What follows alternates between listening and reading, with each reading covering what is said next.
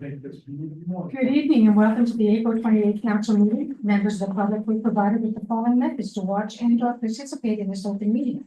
Attend in person at the North Dumfries Community Complex. You can attend electronically via Zoom to observe the meeting or to speak to an item on the agenda.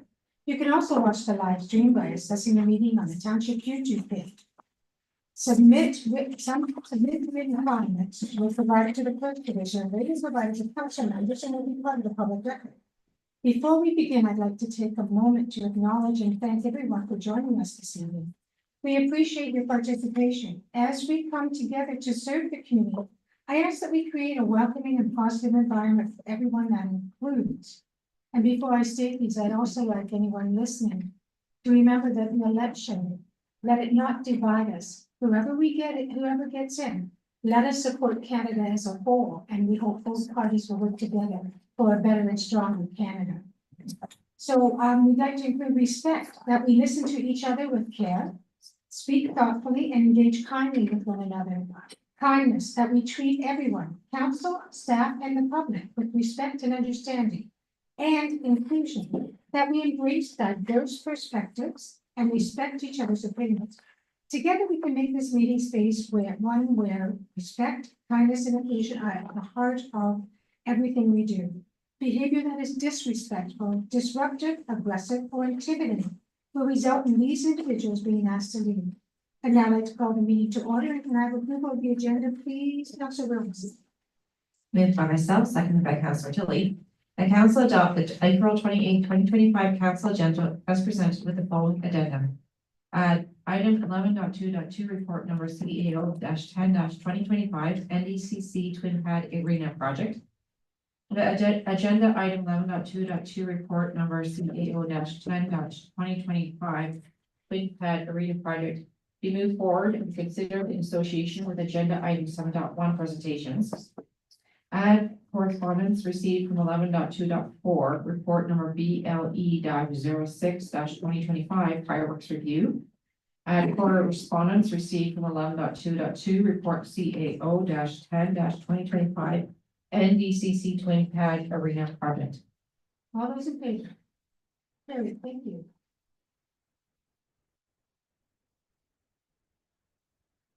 I'd now like to do the Indigenous acknowledgement.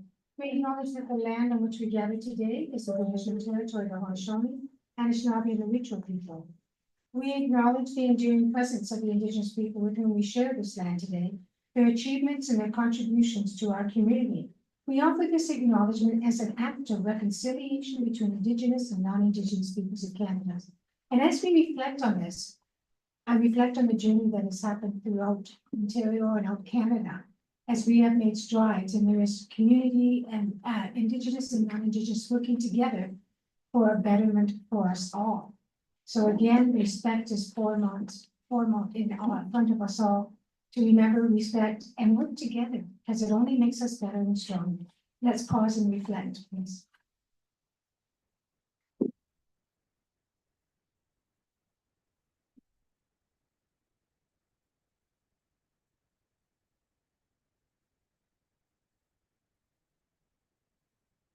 Thank you.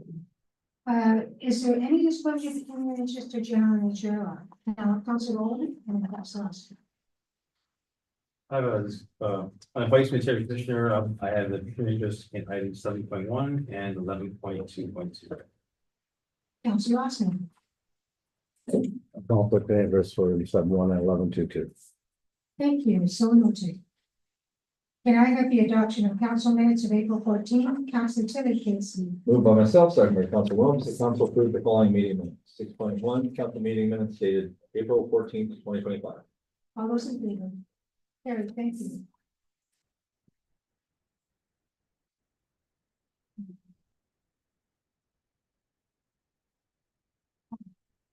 The Chief Administrative Officer regarding report CAO-10-2025 NDC Twin Pad Arena project.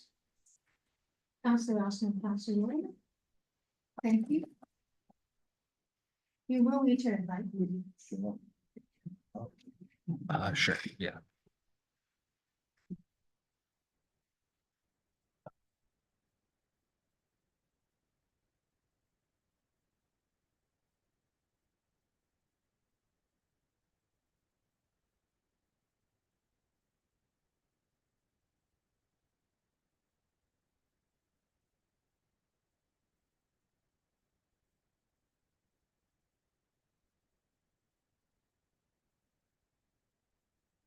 Thank you, Madam Mayor. I'm going to go through a brief PowerPoint presentation. I'm going to, if I can, just very quickly summarize some of the key points that are summarized in the report itself. I would ask that council and members of the public review through the entire report for its completeness, as I'm not going to be touching on every aspect of the report. The purpose of CA report number 10/2025 is to introduce for council's consideration the results of the value engineering exercise and options that might be available to township council to lower the overall capital cost to deliver the Twin Pad Arena project and to identify possible alternate funding sources to assist in reducing the overall debt exposure to undertake this project. Township Council at an emergency meeting on the 13th of March 2025 did consider tabling of information related to the outcome of a grant secured through the federal government, and at a high level talked about the potential implications as a result of the award announcement. Following that discussion from the March 13th emergency council meeting, a resolution was adopted by council that basically directed staff to undertake a value engineering exercise and to explore other financial and or grant opportunities. So the report and items that I'm going to highlight today really are derived from that March 13th direction from Township Council.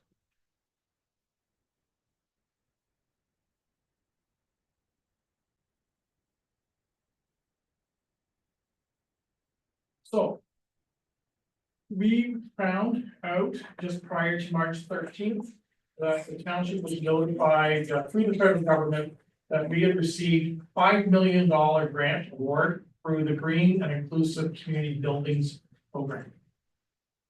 Township Council public may recall, we had a discussion about this grant back in August of 2024.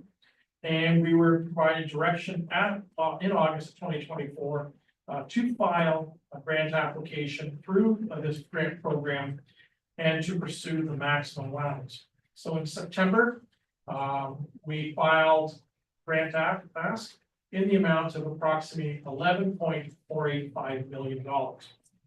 So from what we asked for in September of 2024 to what we've been realized through the notification in March of 2025 results in an overall reduction in the revenue coming through the grant of approximately $6.485 million.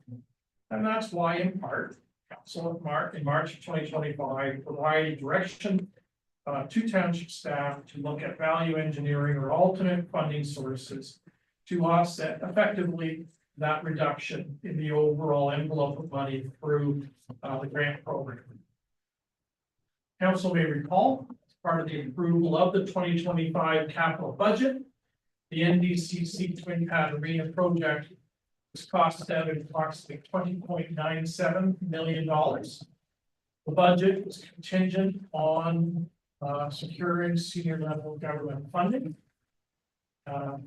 This cost estimate of the approximate $20.97 million represented the all-in construction cost, which would include items such as project contingency, materials testing, professional services fees, bid up, commissioning, and where applicable, net taxes. In the 2025 budget for the Twin Pad, there was 5 different sources of revenue funding necessary to balance out against the projected cost of $20.97 million. You can see that there was a debt financing allowance of approximately $6.8 million, fundraising in the amount of $2.5 million. The government grant ask at the time was $11.485 million. Development charges, $185,000, and reserve transfers in the amount of $632,000. reserve transfer was essentially to equal out the zero so that funding matched the projected cost. So consistent with the March 13th, 2025 direction from Township Council, staff have undertaken a review of potential value engineering options that are designed to lower the capital cost to construct the proposed twin pad. And we have done a cursory review of alternative sources of funding have also been explored. Numerous occasions through the last 18 months to 2 years, council has expressed, members of council have expressed concerns about debt financing, as well as the fundraising allowance as part of the overall revenue stream. And we'll be touching upon that as part of this refresh analysis.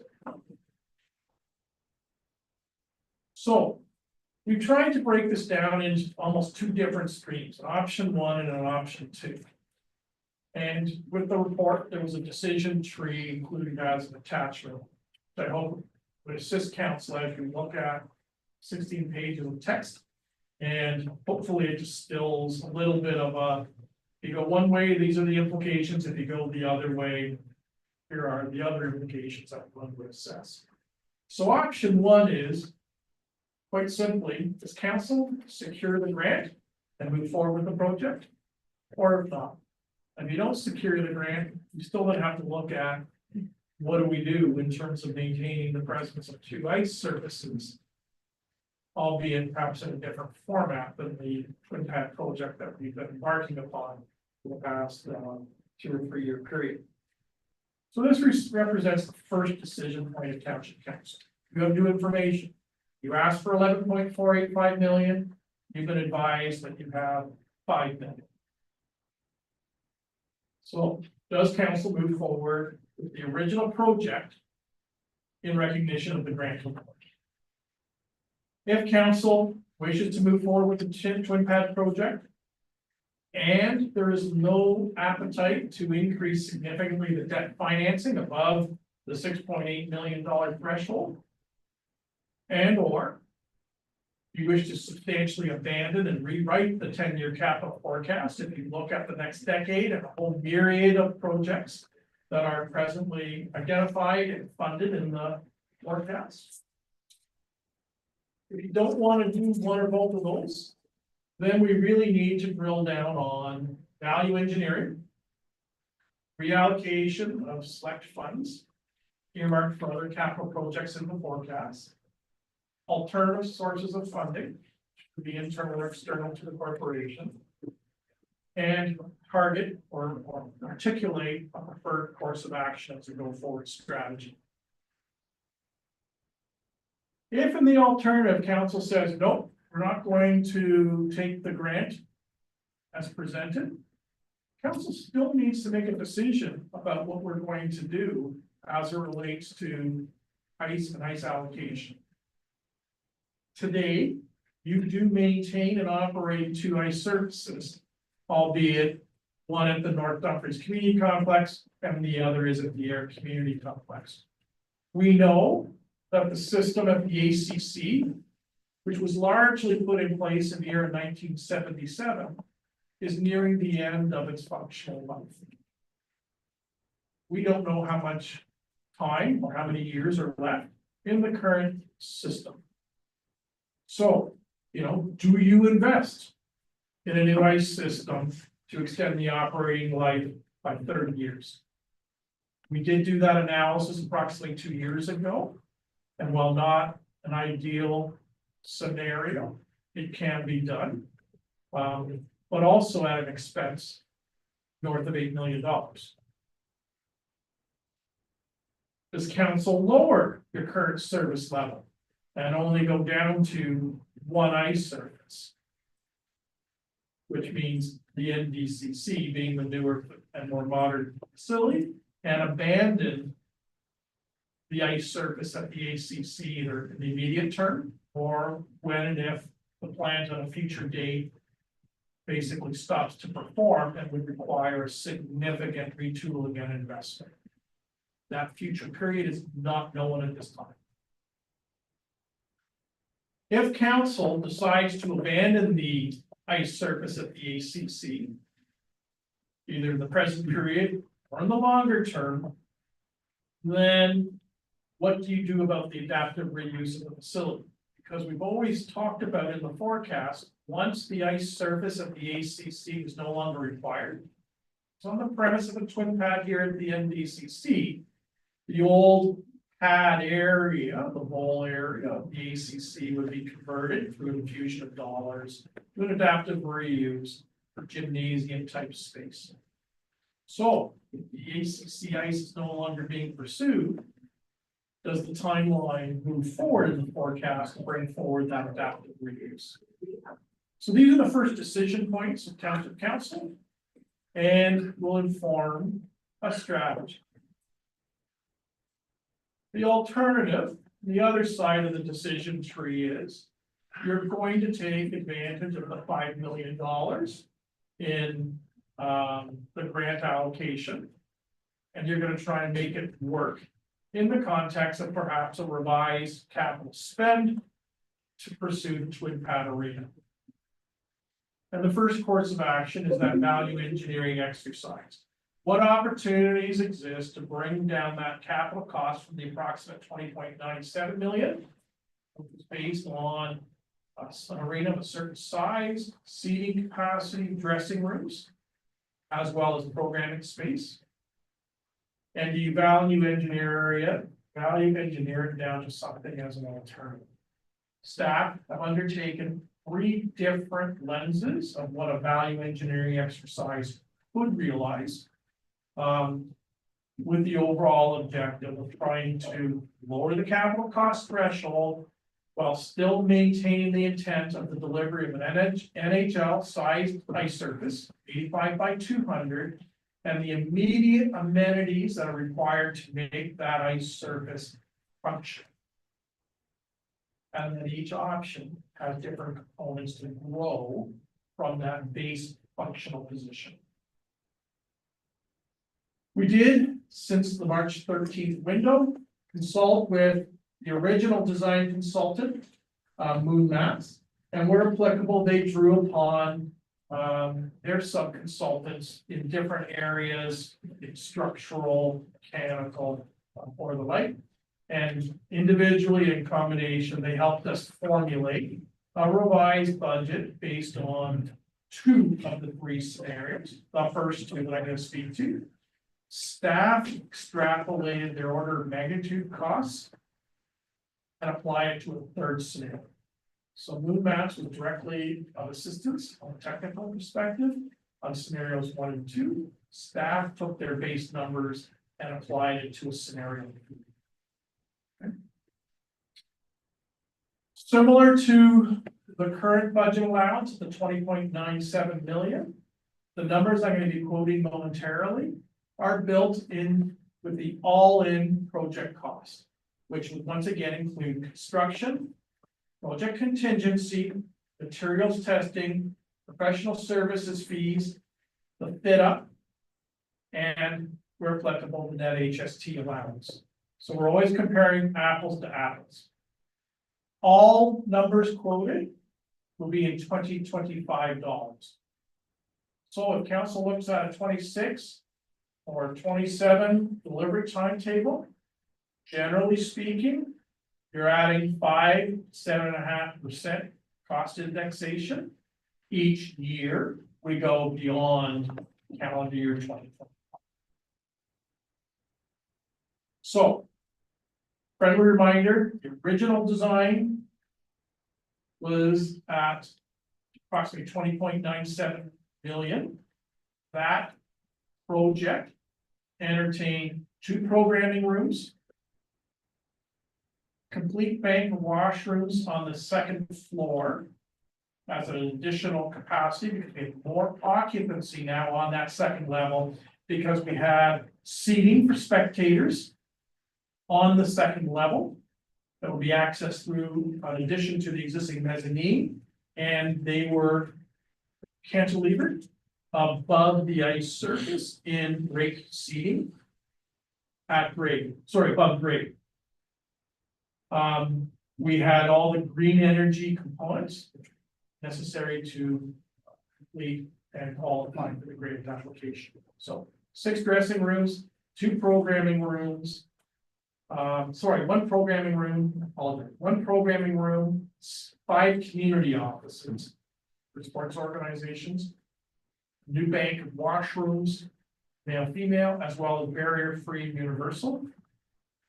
And the raised seating as an extension to the second level of a capacity of about 350 persons.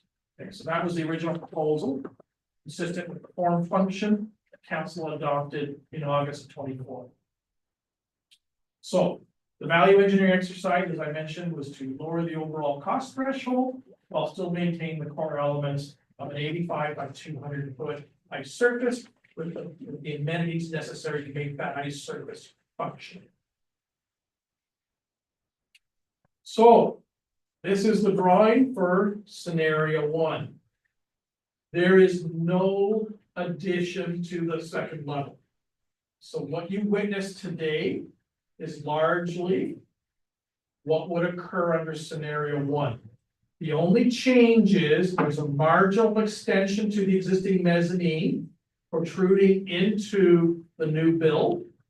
And it's a small viewing platform, but it's more importantly designed to allow for stair connection between the ice level and the second level. And this is partly for lack of a better term, communication between the 2 levels of surface.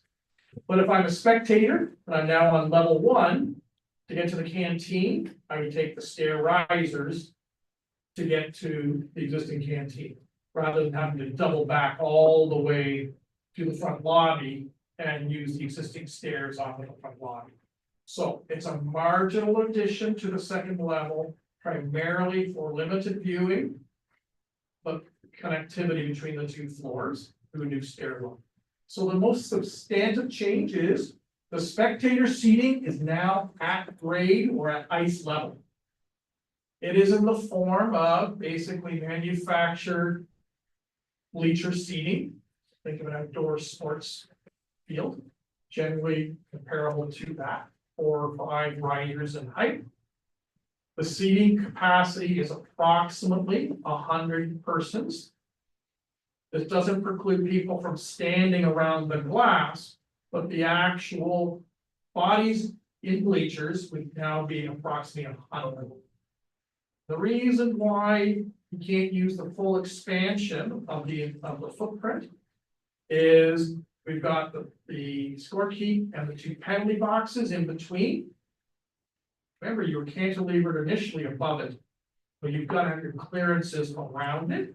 And we've had to make accommodations for interconnection between the old rink and the new rink, with 2 hallway connections, so that in theory we can program all of the dressing rooms, existing and future, so there's interconnectivity between the 2 ice surfaces.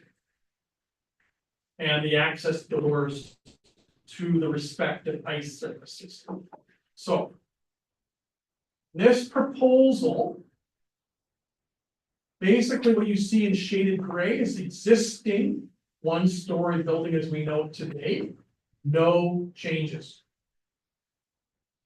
The new build witnesses 4 full-size dressing rooms. And if you want an understanding what the dressing room full size means, generally the same size as that exists in the NDCC today, which includes washroom facility, shower facility, and sink within each of the dressing rooms. That's a full size. Generally speaking, about 20 persons capacity with those washroom shower facilities in the room. We had to move the washrooms that were originally proposed to be on the second level, under the expanded occupancy load on the second level. We moved it down now to at grade because it's in proximity to the spectators, which are now at ice level. So this is where your male, female washrooms now are. So once again, people don't have to go all the way either to the front lobby and or up the stairs to the existing bank of washrooms by the breakaway cafe. So 4 full-size change rooms. Male, female washrooms, lower level. Serve spectators. And a dressing room that's approximately half the size of a regular. So it would have all the amenities of a shower, sink, and toilet facility, but geographically, it's about half the size in terms of footprint, in terms of occupancy. And then there's dedicated 2 referee rooms that have washroom facility, shower, but numbering 2 only. That is the stripped down, most significant value engineered proposal. So really, no change on the second level. Everything really order of magnitude focuses on at grade. This change realizing significant savings, partly because the overall height of the building can be lowered by approximately 4 feet. The building addition is somewhat narrow. And of course, we don't have the piers to hold and with the footings to hold this entire second floor, which was part of the original building. All of those aspects individually, collectively, realized a significant savings. And so, the construction now is approximately 11.55 million. And then when I look at, the added cost of project contingency, materials testing, etc., it brings the project budget up to approximately 13.99 million. That is a reduction of approximately 6.97 million when contrasted against what's in the budget, which was derived from the August 2024 plan. Okay.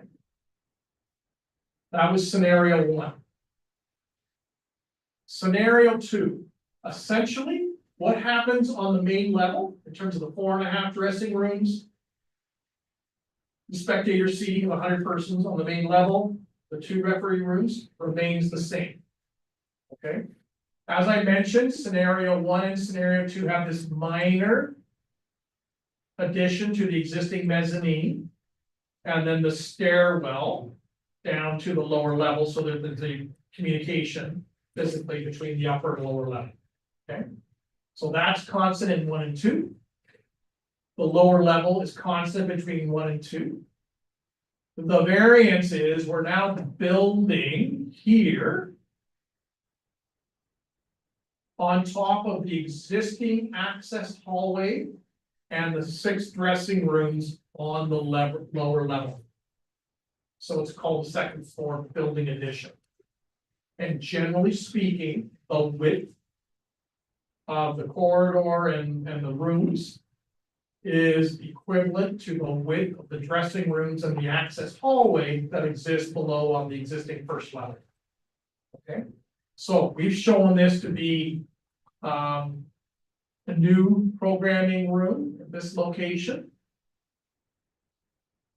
with common storage and access between the 2 programming rooms, and then 2 additional lockers rooms or storage rooms, sorry, to support the larger of the 2 programming rooms. And then there's a universal barrier-free washroom, as well as a janitor's closet with slop sink. So, scenario 2 captures those elements that were summarized in scenario 1, but adds on the second level 2 programming rooms, janitor closet, storage lockers, and the universal barrier-free washroom.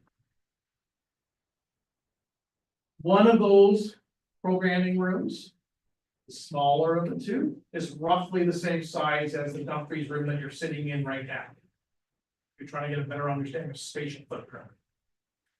The second or larger of the 2 programming rooms is equivalent in size approximately to the open area of the community hall at the Air Community Center, minus the kitchen and the stage area. So we'll call it just the open activity area associated with the community hall. Generally speaking, that's the geographic footprint or representative footprint of the two programming spaces. The preliminary estimate for scenario 2 is approximately $12.4 million in physical construction. And then once again, looking at those added costs to make the apples to apples comparison for the project budget, increases the cost to approximately $15.1 million. Once again, if I take that and contrast it against the August 2024 design and what's carried in the 25 budget, it's a savings of $5.88 million versus the budget spend right now in the budget, which is $20.97 million. Higher cost, representative of the additional space for warm site programming on the second level. Scenario 3. Essentially, we're altering both a first and second level in scenario 3. We still have the approximate 100-seat bleacher seating on the first level. We have still that mezzanine addition, small, on the second level of the stairwell connecting between the first and second level. But the significant variance is we are now creating 6 full-size dressing rooms. To accommodate the 6 full dressing rooms, the space currently occupied by the Air Skating Club and the SEN/AMHA shared office would now be turned into one of those new dressing rooms. That was actually part of the original proposal when we look at the 2024 floor plan. Okay, and if I take those 2 spaces by area, combine them, they're generally comparable to a full-size dressing room. We still have the 2 referee dressing room, but we now have full 6 dressing rooms. We still have that bank of male and female washrooms on the lower level to accommodate the spectators. This necessitates, however, physical addition at the north end of the building of approximately 20 by 44 feet. And that addition is required on the grade level, both first and second floor, to accommodate the extra space required for the 6 full-size dressing rooms. So scenario 3 builds on scenario 1 and 2. However, the emphasis is we're looking at a community in the larger of the 2 community halls. We're looking at a kitchenette or a final prep kitchen, and it would go within the space of that addition. We're increasing the change rooms, 4.5 to 6 full-size dressing rooms, and we're still maintaining the 2 referee rooms and the lower level washroom facilities. And as I mentioned, we would be occupying, retrofitting the space currently occupied by the Figure Skating Club and the shared office of the Air Centennial's AMHA. And that building addition, first and second level, would be approximately an addition of 22 feet by approximately 40 feet. The preliminary estimate for scenario 3 in construction is approximately 2.84 million. Sorry, 13, I apologize, 13.284 million. And after we account for project contingency, materials testing, professional services, etc., it brings the cost to approximately 16.19 million. So by contrast it against the 2024 design, the cost number drops. So it's not as significant as what we witnessed for scenarios 1 and 2. But it's obviously lower than the original proposal. So on the value engineering, council was going to have to provide some direction to staff as to what works in terms of a value engineering exercise? And how far does council wish to change the form, function, flow of the building to bring it within a tolerance level, financial, that's acceptable and palatable to council? And largely, we're saying this has to be a lens of both project costs and your funding financing arrangements, balanced against community needs and assessment. My advice to Township Council is that you look at what is in the best long-term strategic, take a long-term strategic decision. You're building this once. It's difficult to come back after the fact, 5 years, 10 years down the road, and do another addition. There are a lot of inefficiencies, while the space physically may be there to do some of the things I just talked about, from a practical implication to remobilize. There are significant costs to add those components at a later time, as well as disrupting business continuity or the continued operation of the facility in whatever form that might look like at a future point in time. If we had built this back in 2012 and we wanted to, cost would have been $8 million. From top. So what I'm suggesting to council is, yes, you've got to be prudent and look at project costs and how you're going to fund it, finance it, but weigh that against community needs and requirements. And so take that strategic look to the future and position whatever your build is going to be, looking at not as what you need today, this moment in time, but what positions you best to look out 10 or 20 years, realizing that the community continues to grow. So, summary, council should deliver a building that is constructed with a view to the future. So, the value engineering exercise, regardless of which of the 3 scenarios you might look at, still don't offset the full value of the loss of the grant request. Okay. Still have not been able to overcome that 6.485 million. You're gonna have to look at other tools. If you don't want to take on more debt financing. So, debt financing and fundraising have always been part of the Twin Pad Arena project from its outset. The numbers may have varied over iterative versions, but the principles of fundraising and debt financing have always been part of a funding formula. What I'm saying to you is a value exercise solution alone doesn't cover the full loss of the grant ask. You're going to have to look at some other sources to make up the difference. And obviously, the more build, scenario 1 versus scenario 2, scenario 2 versus scenario 3, the cost climbs, albeit well below what's carried right now in the budget.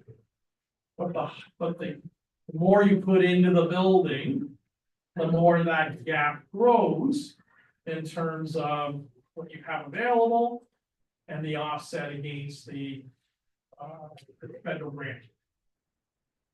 I'll remind you, council on March 13th directed staff to value engineer. What does that mean? And then to also explore other financing and grant opportunities. So let me look at other grant opportunities. We have a recently elected provincial government. They haven't tabled a provincial budget yet. I don't know what their fiscal plan for 25-26 looks like. But there are currently, or a new budget is tabled, there are no grant opportunities at the provincial level that align with the scope and intent of this project. I have no idea what a future provincial budget might look like for a fiscal year 1 or 2 years removed to the future. But today, there is nothing at the provincial level. federally, we're in the middle of the election day. The new government, whatever stripe it might be, one of their first orders of business will be to table a budget to operate the federal government for fiscal year 25-26. Once again, don't know its timing, don't know what that future budget might look like. All I can say is, you applied for the only federal program in the fall of 2024 that aligned with aspects of the Twin Pad Arena. If you remember, we had to retrofit our design to demonstrate that net zero carbon emissions to qualify. So there are no federal programs as exist right now, other than the one we applied for, and you've been notified. You received an award which represents a portion of what your ask was. So really, grant programs in the here and now, as we sit here today, they're not available. Don't know what the future looks like. So staff have identified some funding alternatives for each of the three value engineered assignments. So we did look across the capital forecast at a whole range of different projects, most of which are spends on the linear infrastructure system. So linear infrastructure is our roads, our bridges, our sidewalks, and our stormwater systems.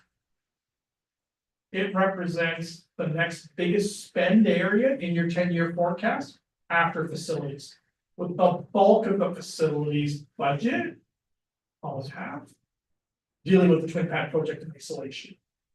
Most of your other facilities expenditures, when I strip away the growth related component coming out of development charges, most of them are more life cycle replacements than they are new builds, other than the public works depot, which is largely funded through phase 2, which is largely funded through development charges.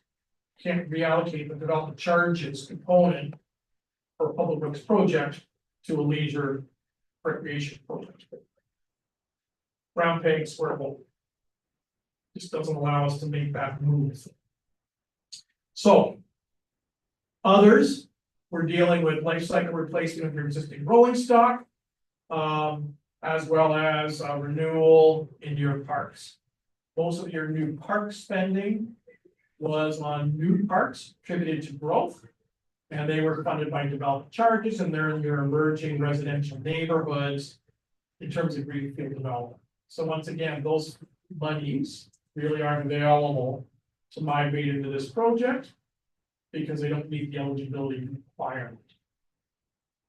So really your biggest available dollars within the 10-year forecast,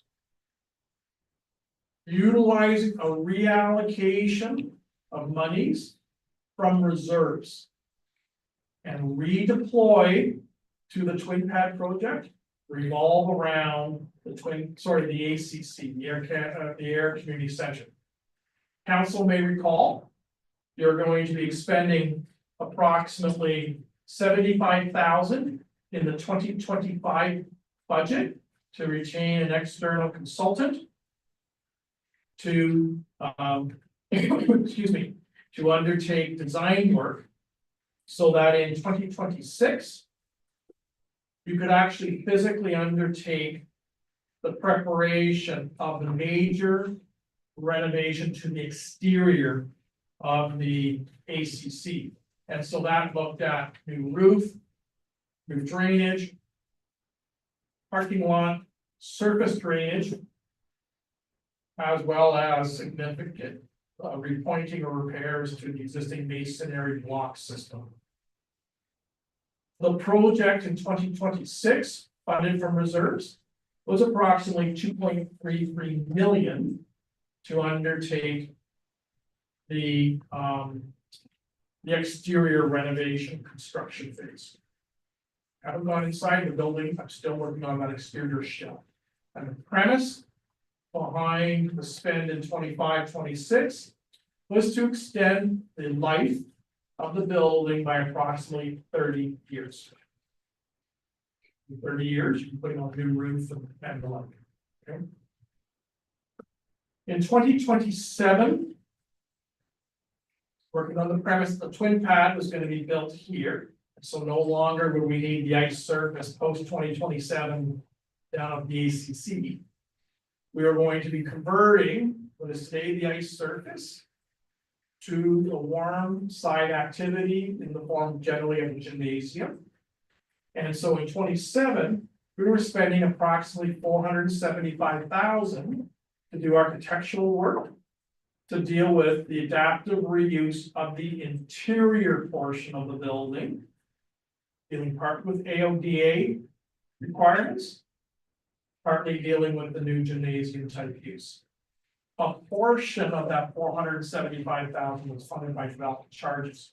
So I can only reallocate the non-development charges component, in other words, that point coming out of reserves, which is approximately $316,800.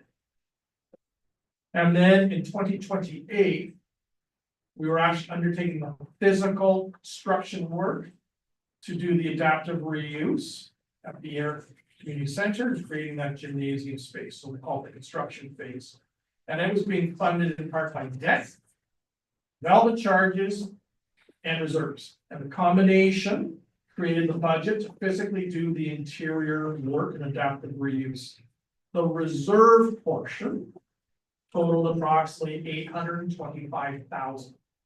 So when I reallocate the design work, the actual construction work of the exterior phase, the architectural work, non-development charges funding for the adaptive reuse, and then the physical construction work of the adaptive reuse from reserve accounts.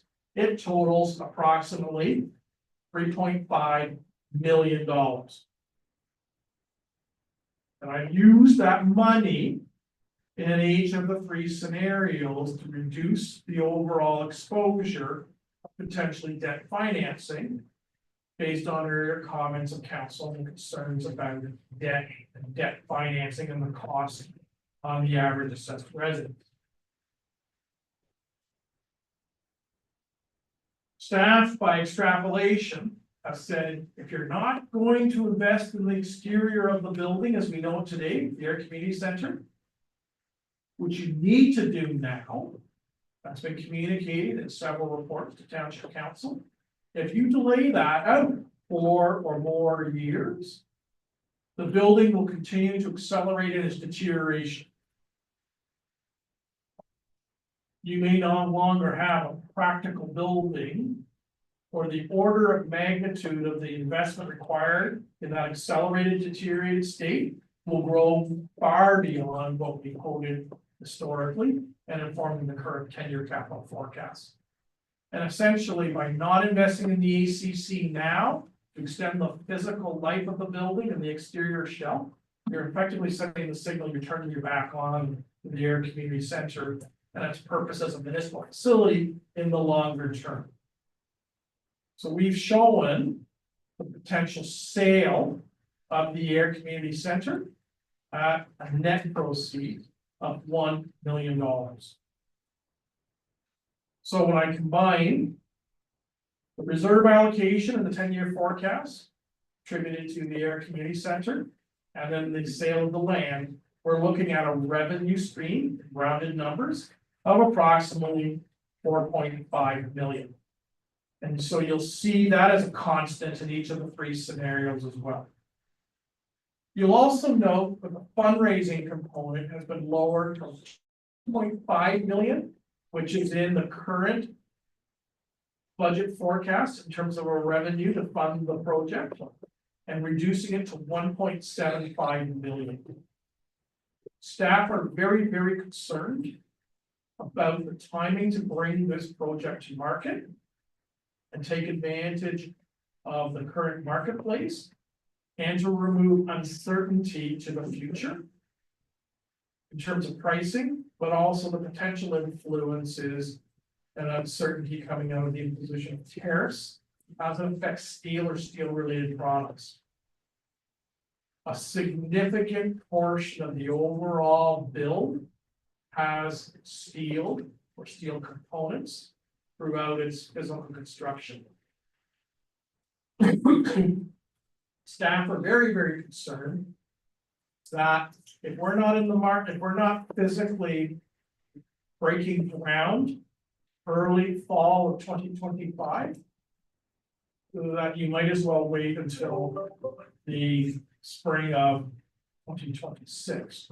And now you've got that escalation in terms of pricing, plus the uncertainty of the imposition of tariffs and what might come out of that. Because of the economy, because of the tight window, we believe that 1.75 million is a reasonable number between now and breaking ground. It's a very, very tight timeline. We're concerned that we'll be able to raise the bulk of the funds once construction commences. People who were sitting on the sidelines sort of thinking may say, oh, they've already committed themselves to the project. And they know it's going to be completed. So they may not necessarily release the funds, but they had not yet declared or committed to. We do have a little over 700,000 available from the Center for the Community Group. There's been presentations over the last year, 3 in number, from representatives from the CCG who have committed that release of about approximately 700,000 to the overall campaign. And that is a significant start, but it only gets us partway through. So we have shown consistently for each of the 3 scenarios, if we're going to break ground in the fall of 25, with the objective of having the limited demolition that's required, the grubbing and site clearance, and the forming and pouring of the foundations and footings and foundation walls before the cold weather sits in mid-November. We're concerned about the realities of being able to secure fundraising dollars. Hence the reduction. So each of the scenarios shows the fundraising at 1.75 million, the $5 million grant. Development charges would only apply to scenarios 2 and 3.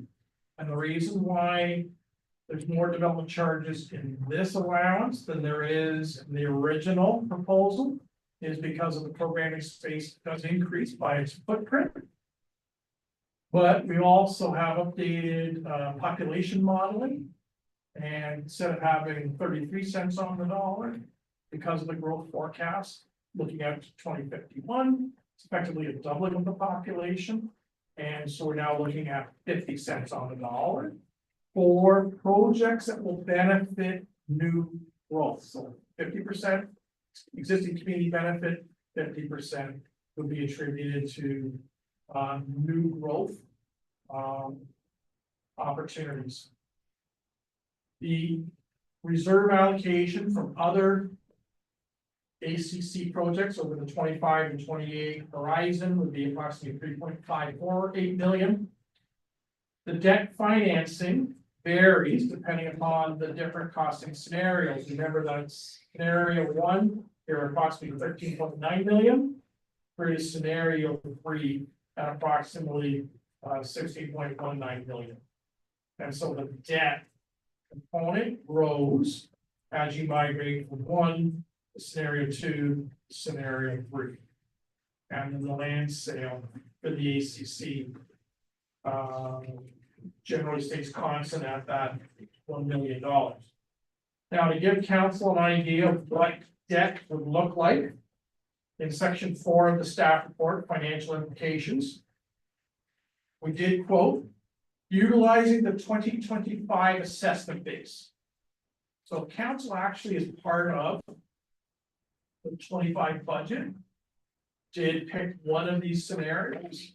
What would the tax rate increase be in terms of dollars for the average assessed residence? Remember that we're looking at debt financing, typically over a 20-year time horizon at 4.25% for that 20-year term. Please also remember, Township's assessment base will continue to grow each year of that debt window, because we are a growing community. So the worst case scenario, if I use that term in terms of the burden, would have been incurred in year one, in 2025. And each year, as the assessment base grows, the cost for the average assessed house drops marginally, because the cost of the principal and interest is dispersed over a broader assessment base, both residential and non-residential. Looking at 2025 assessment base is the average assessed house, and remember, as per MPAC, the average assessed residence for 2025 was at a $445,000 valuation, which represented the median assessment base for a residence in North Dumfries for 2025. So in that context, $2.7 million debenture, the cost for the average assessed home would have been $32.75 for the local portion of the property tax rate.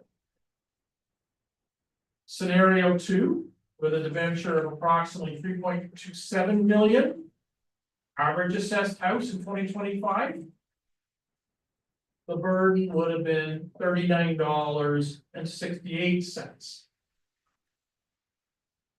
Scenario 3, at a debenture of approximately 4.37 million, means the average assessed home in 2025 would have been $53.03. By contrast, while council never committed itself to the actual amount of the debenture, because you didn't know how much the grant was going to be when you approved the budget, that's why there was a pause, that it would be subject to further review once the grant award came in. If council had funded the $20.97 million bill that was originally proposed at a debt of $6.8 million, the cost for the average assessed home would have been approximately $82.50. And that's with the full grant to the 11 million. Correct. That's if we've gotten 11 million. That's if you went and did the budget as approved, Yes, but that works on the premise of the full $11+ million federal grant. So those are the implications of the value engineering exercise. The value engineering exercise does not offset 100% of the reduction in terms of what you got as the grant award. If you don't want to take on more debt, then you're going to have to look at other sources to infuse money to fund one of the different scenarios. And we're suggesting, so that you don't negatively impact on other program areas, you would focus on the reserve portions, money that you have committed to the Air Community Center, and reallocate those dollars to the Twin Path project. and the discussion around this table was that some councillors did not want to go to the $6.8 million debt. And we had to find ways of cutting it down. And these three scenarios tremendously. So So sorry. this report, all the information contained in it, all the various scenarios, and the alternative funding sources is largely new information and represents a significant change, pivot, from the discussions for the last 2 years, and certainly what was contained in the 2025 budget. So staff have suggested council may want to, through all this information, ask questions. You may identify a preferred strategy. We're suggesting you do not implement a decision tonight. You pause until the next meeting, being May the 12th. And in this period between today and May 12th, it would allow us to actually embark upon some consultation and engagement. We did not have the ability to have any consultation or engagement in the preparation of this report that forms part of your agenda tonight. So we would allow you to hear from members of the public on their thoughts. And that may help you as you weigh various scenarios or options. It would also allow staff the ability to go back and talk to the core user groups for both the NDCC and the ACC, bring them up to speed. And whatever comments or insight we get from one or more of those discussions, work its way into that report of May 12th. The reality is, between our ability to consult with some of the user groups, council being able to engage with ratepayers, it may help members of council as part of your broader decision-making process. CEO McNeely, there are some funds that were put aside through donations and bequests. What is that amount for those funds? Between 50 and 60,000. But, and was that incorporating every these costs? It's in that fundraising of 1.75 million. So that's already included in there, so that. So we've got So the say one- CCG money, we have, there were two recent years, deaths, and with those, memorials were set up, contributions were given in lieu of flowers in the names of those two individuals. We're holding those monies right now. The CCG has indicated their release of their approximate $700,000. That gets us partway toward the 1.75 million. Okay, thank you. And as I was saying earlier, if we looked at scenario, the existing scenario, and we had received the full grant, we would have still been looking at a $6.8 million debt and a tax increase of about $82 for the household. Each of these scenarios, 1, 2, and 3, bring down the tax scenario significantly, 30% for the top one to $53. And the other two, I think, are about another 50% less than that. So the staff has done a great job here. And now it's our job to go to the public and to listen to what they have to say and to contemplate this. But I really praise staff for the work they've done. To me, they formed a new miracle. So I Questions or guess comments? that's sharing my screen so that.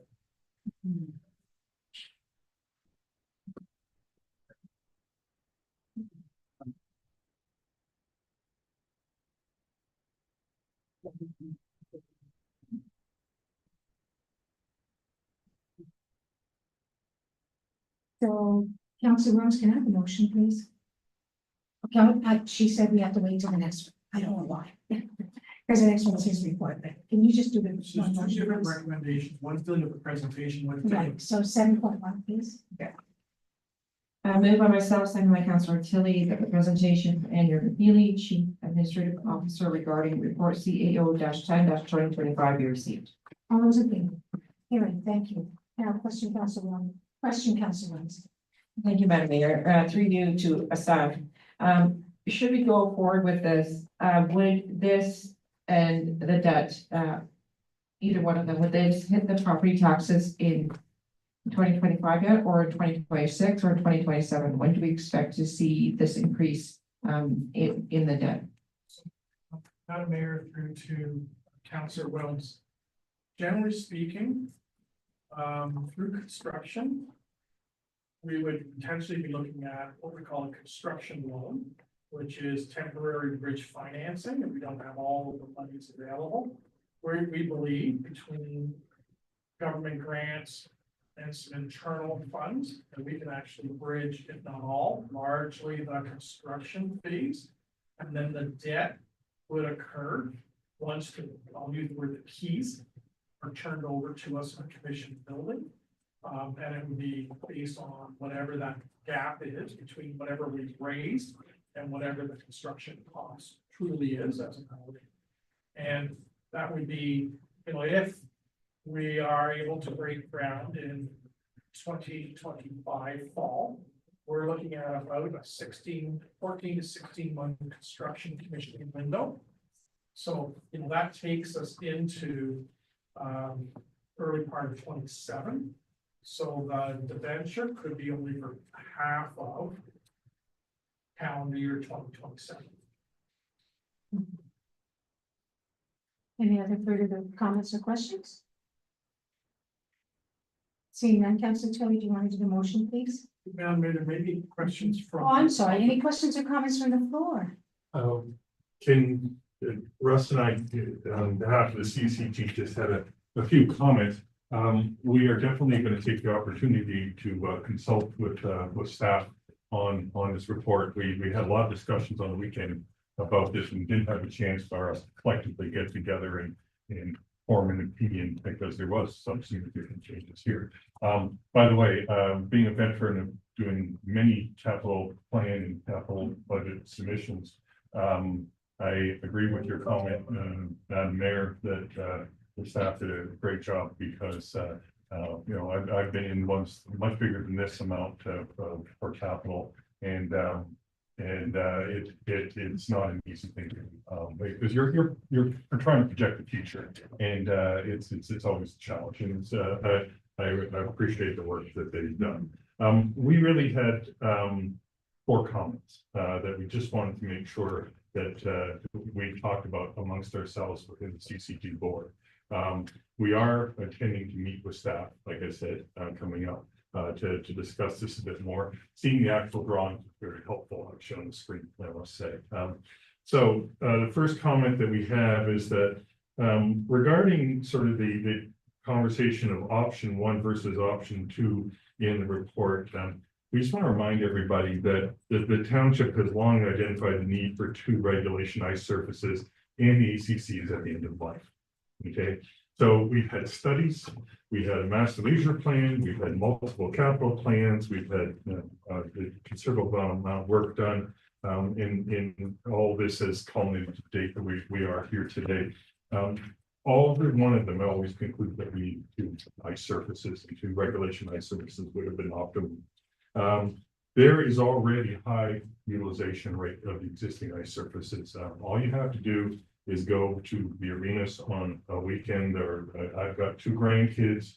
I've got 2 kids still playing hockey at the adult level here, and it amazes me how busy the 2 arenas can be as time goes on. And of course, if you go to any Centennials game, you'll see how packed the place is. So we're getting really good utilization.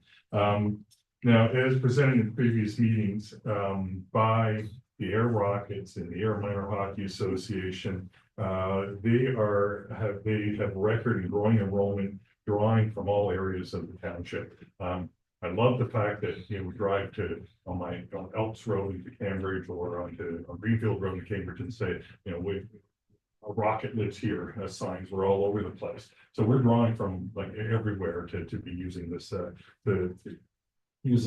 particular facility here. The other thing is the Air Centennials in a presentation here to council had previously identified additional ice usage opportunities that have been foregone. And because we didn't have 2 regulation ice surfaces.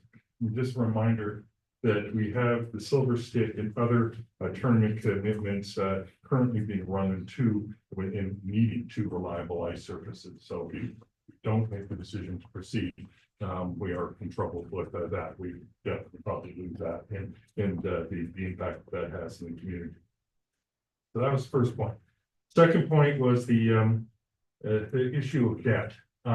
Just a reminder to everybody that the original municipal portion of the NDC was financed by debt, and it was fully paid off despite the economic challenges of coming out of the 2008 financial crisis and the pandemic.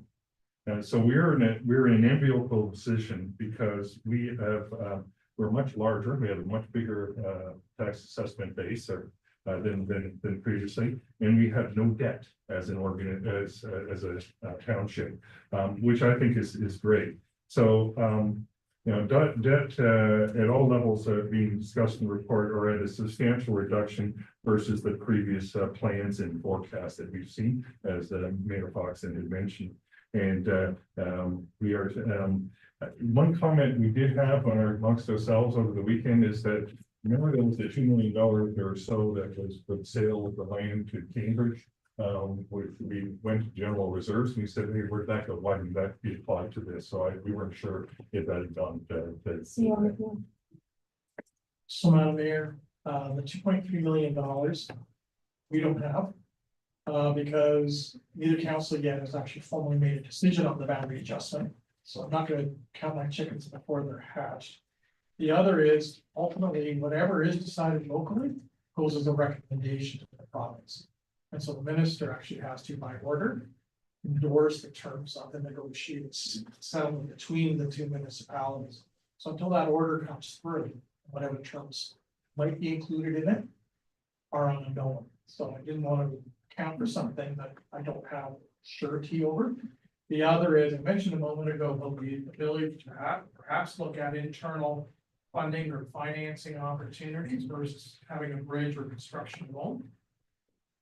Perhaps that allocation, if it comes through, helps the municipality do some of that internal bridge funding and not have to take that construction loan, which then lowers our borrowing costs in the back end. Okay. So here's an upside, I guess. Point 3 was that the one comment I'll make, and again, it's one thing we don't discuss enough, is that there's going to be a positive economic impact to this township of a major construction project being undergone here. And it'll create jobs and it'll have an economic impact to the township. Also, we have the ongoing longer term impact of an increased use of the NDCC with the twin pad, including the realization of the operating cost savings versus the old ACC. And especially with the fact that it's a green inclusive building compliant proposal, it should save some money for an operating cost. I don't know how you factor that in, but I think that all of those would be positive kind of things to consider in evaluating the way forward. Finally, now with respect to the reduction of the community fundraising proportion from 2.5 to $1.75 million,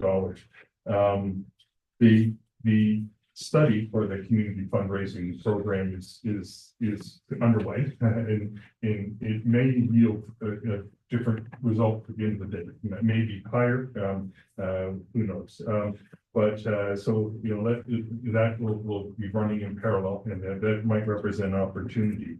The one comment I will make is that the selling of the naming rights that we did on the original campaign were actually done after we started construction of the NDCC, and that did not impact our ability to actually raise the money from that portion of it. It was the fact that we were actually affording local people and businesses the opportunity and charitable foundations the opportunity to be part of this and to have a visible presence here that actually drove a lot of those community investments. So just be aware of that it's starting the construction of the NDCC is not a bad thing in terms of fundraising that can be worked around and discussed and figured out as part of the campaign. Okay, so that's our comment. I don't know if there's anything else. The $700K, yeah, we have to consult with the board, but. Yeah, so we'll be just consulting with the board, but just in terms of timing of when we do the 700K, yeah, that's obviously flexible. If it's helpful to do it earlier than later, that's something our board could always look at. Okay. Thank you. Any questions, Councilor Tony? So in regards to, sorry, through you, Mayor, to Mike, when you say now using your experience with the previous build, that I'm just going to extrapolate a bit from that. So we have some potential. In your opinion, do you believe that would help bring that 1.7 million that's there? Would that now be an opportunity to be a higher number because it can continue on through? And I appreciate that staff is trying to be very careful and not over promising. Would that be in your opinion that would be able to increase that substantially?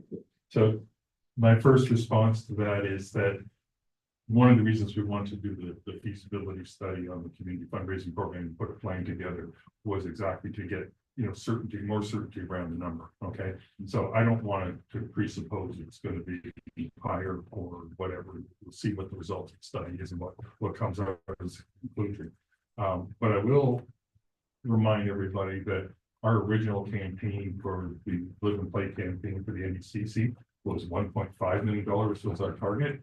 We ended up raising $2.15 million. We again invested some of that surplus in certain aspects of the community, but we retained that principle to be used towards the tree pad. So there were that leftover principle left in for the soccer park. That part of it is it is a bit of a benchmark, and that was 12 years ago. Okay. The other comment I'll make is that the people who are going to use the twin pad and the NBCC are going to be the ones who are probably going to be contributing to it. Okay, so when we talk about the comments of well, it's to the benefit of just a few. Largely anything that's fundraised, a lot of that is going to be by the people who want to have this twin pad put in place and are willing to contribute to it and be part of it. And that proved to be true with the first Live and Play campaign, and I think it'll prove to be true with this campaign, in my opinion, just in my opinion. Yeah, I'm not even speaking on behalf of the CCG here, it's just my opinion. Okay. Any other questions, Councillor Tilly? In that, actually, is a wonderful lead-in. Mayor, through the staff, did we already pay for the fundraising consultant? Did we already or commit to that? So, Madam Mayor, through Councillor Tilly, there was a commitment by the CCG to fund up to 50% of the consultant, up to, I believe, a maximum threshold of 20,000. Council did direct that the 2025 budget be amended. And we've shown a spending allowance of 45,000, of which up to 20 will be through the CCG. The actual RFP document closes tomorrow. So it will be an agenda item on the 12th of May in terms of potential award. Certainly the bids that we receive tomorrow will be disclosed with a recommendation to an award. And then we had mapped that the study itself, once the consultant was onboarded, would be approximately 3 to 4 months of duration. Councillor Williams and then Councillor Tilly. Thank you, Madam Mayor. Mine was just more of a comment. I'm really excited to see that we're going to put a pause on this and allow people to let their opinions be made known. I hope we get a lot of emails and phone calls and stuff like that. And I hope people do reach out to council and staff and get the answers that they need, because I do know the Air Community Center has played a huge part in this community for a long time. So it's probably a bit bittersweet to think about maybe not investing it in anymore. So I'd love to hear about that. So thank you. I'm gonna let I'm gonna let Irene Amy talk first and then carry on. Irene.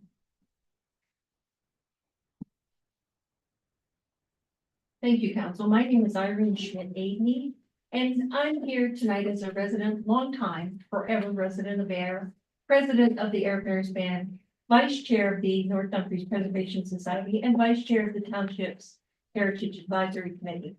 But I'm here to talk about the ACC.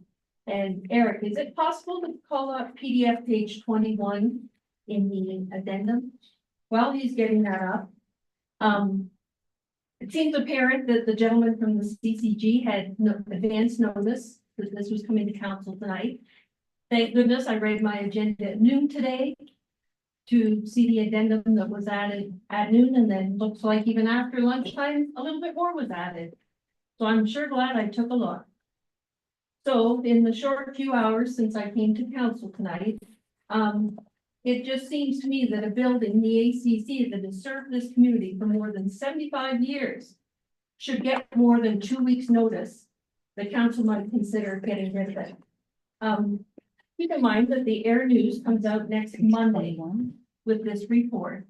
So that gives 1 week to inform a large part of the community about what could be council's decision. So my first ask would be that the community be given more than 1 week's notice about council's potential intention. Council stated several times since we got on board with the twin pad project, I too have grandchildren, family members, tons of people that come up to play hockey. I support the Sens as well. But council stated repeatedly that if the grant was not received, this project would not move forward. That seems to be changing. So the part of the community, myself included, that was completely on board with the path that council chose, now has to think about there could be a new path, and that new path will impact the people that use the ACC. Now, as soon as Eric gets page 21, we'll talk about that. Years ago, we paid thousands of dollars to hire a company to justify the twin pad. And again, the report came to the community was on board, the community saw the justification for the twin pad. Nowhere in that report did it say the ACC would be sold. So we all bought in, thinking no impact on our beautiful historic hall, beautiful acoustics. As you can see on PDF page 21, what has been offered in one paragraph of this, 50-page report, is that there could be a gym for the band to go into, the Air Bears band, as well as the Air Pipe Band, as well as the Air Community Theater. So we would be leaving a beautiful hall with a stage, beautiful acoustics to go into a gym. Well, Sue will remember that 25 years ago, we were offered a gym at the NDCC that was going to be completely refurbished. We were going to be given an office, a room to offer lessons in, a storage room. We drew up all the plans. We were very excited. Well, where is it? I can tell you, and Sue knows this as well, we had a sound professional come up to the NDCC. If we practiced there for more than 3 minutes, we would be hearing impaired.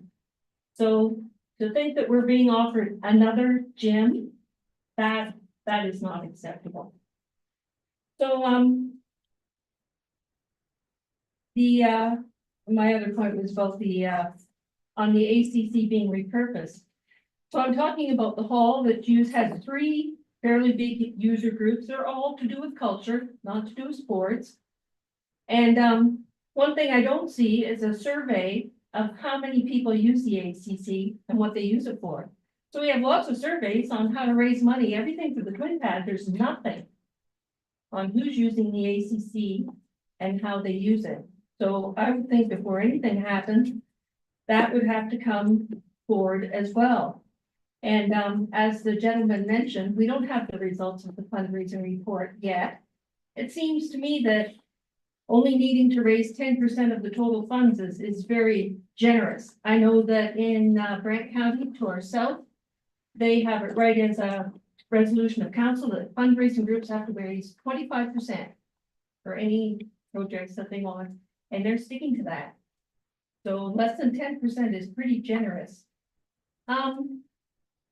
That's about it. So like I said, this is with pretty much just an hour's notice. I'd like to remind council, we talk about the age of the ACC, and to me, it seems to be promoted that older is not better. But let's take a look at the Galt Arena. It celebrated its 100th anniversary this year. No one would propose tearing it down. So we have a gem sitting there with acoustics that were put in 75 years ago. They're just as good today. And there are a lot of groups down there that council might not even be aware of that are using their hall. These are groups that provide service to the township. Hockey's a great thing. But the Air Bears band, the Air Pipe Band, the Air Community Theater, they're also reaching a different demographic and providing a service, providing entertainment to them too. So, if we're only gonna get 1 week to talk about what could be the future of this gem in the township, I guess that's the way it's going to be, but to me, I had thought that with the fact that 40% of council can't even sit here and make a decision, that perhaps this should be put off and made an election issue. Thank you. Yeah, and you know what, she's not wrong, we had a sound, person come in, and when they tested the, ACC, the acoustics, that hall was built for a big band. And the acoustics are phenomenal, so there's not any place like in Canada. Now, the theater group, I think, has moved to Knox Church, and they're doing their projections there now.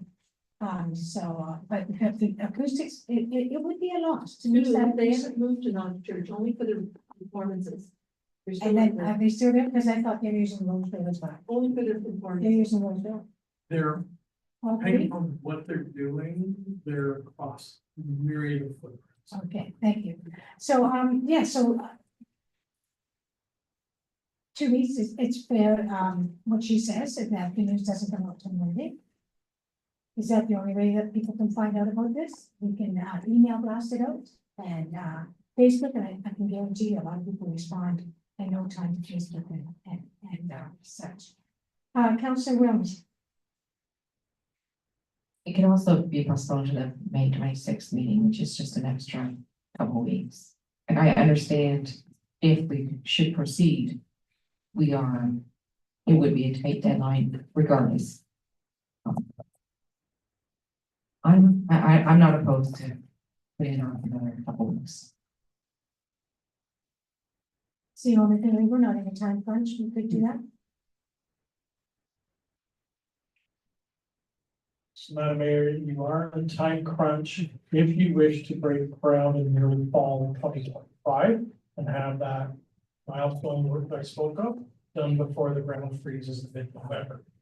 So, However, that is a decision of council. All I'm saying is, if you wish to have earthworks done, whatever demolition needs to be done, and the foundation footing work done before the cold weather sets in, then weeks do matter.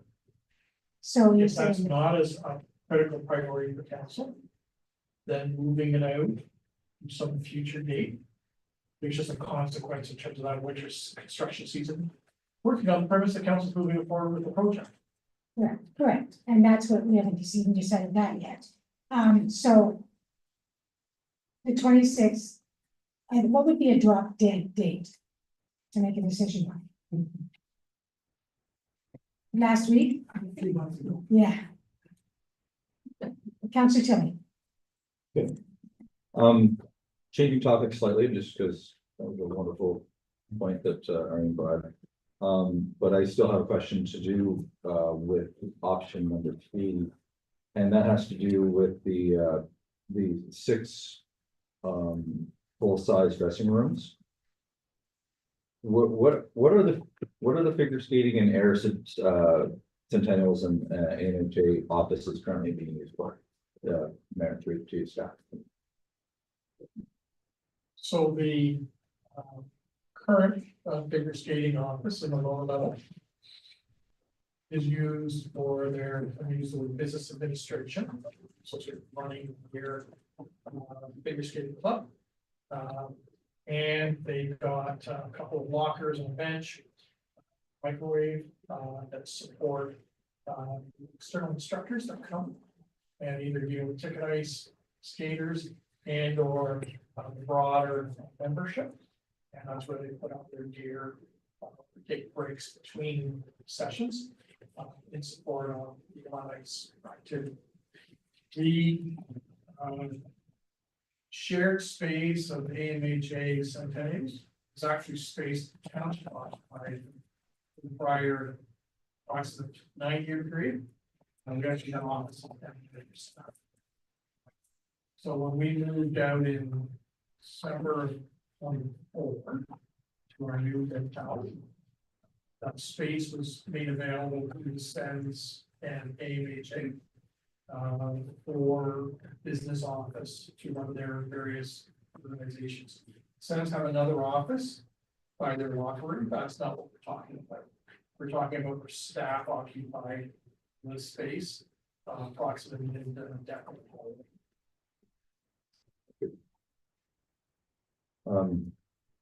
Councillor Tilly, Thank you. I'm I'm inclined to say that anything that we put forth as council that doesn't have an opportunity for a fair response time to every resident is not a fair choice that we'd be doing. I think we would have to be understandable of everybody's position. I can't say that I'm not for the twin pad, and I can't say that I don't think the twin pad is a great opportunity for us to invest in a good build, a good opportunity versus trying to put lipstick obviously all, but on the ice space that is, it's obsolete in nature because of the fact it's undersized, and it's just, it was made the way it was made. It was made wonderfully. I played enough years of hockey there, at least 6 years at least, probably closer to 10. As a competitor against the air team, but still used it and appreciated the fact that we were able to play here, and it was still close to where I lived. So I want to suggest that we do need to give the time for the residents to have their opinion shared, and not put it in a week's timeline.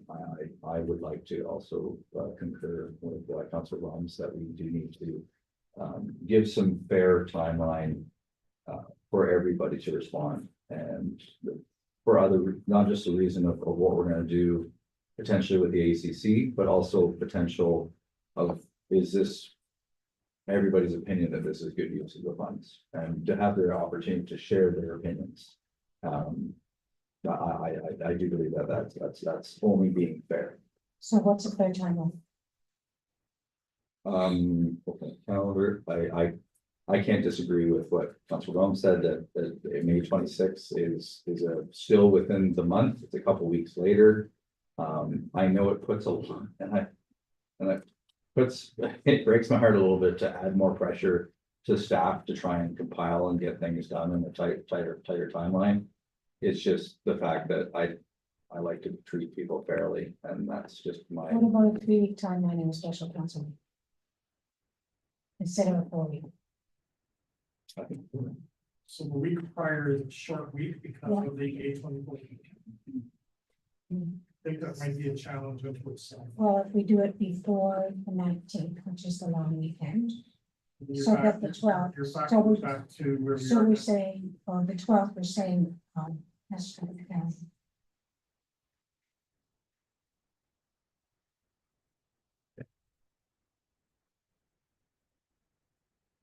Okay, you saying the 26th, 19th, what's the 20th? The 20th is the Tuesday. What about a special council meeting on the 20th? May. I beg your pardon? The chair of Heritage. Madam Mayor, honestly, if you're going to push it out, then go to the 26th. Because we're gonna be writing the report the week prior for the agenda.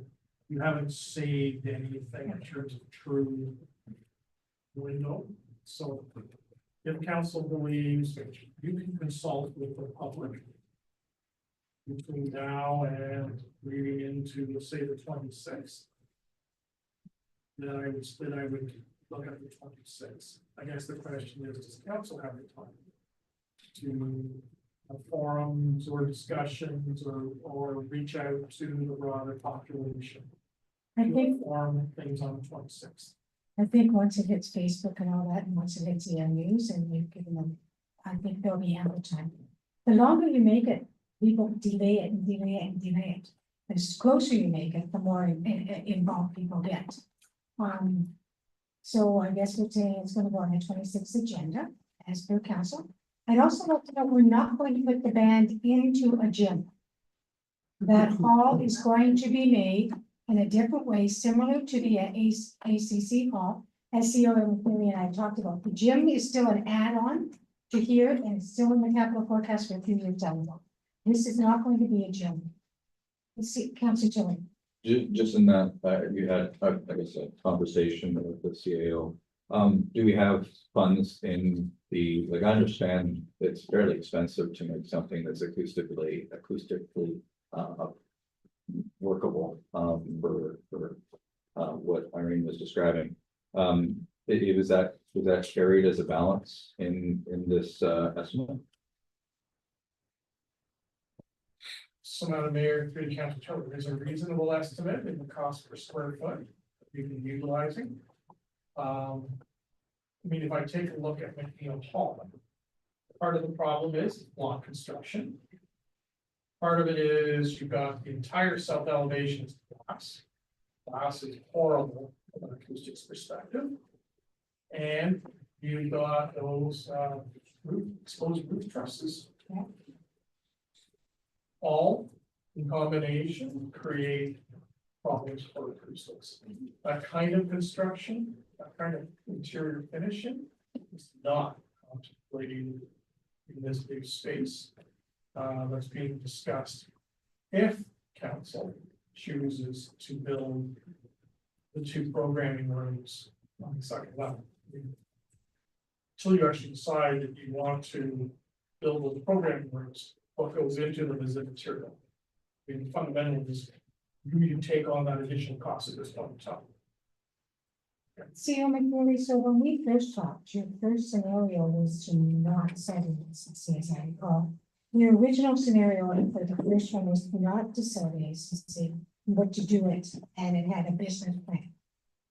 So, Madam Mayor, the work that's been done over the last 4 or 5 years talked about once the ice use of the ACC expired, no longer was required because the tennis is, you had the twin pad operating here.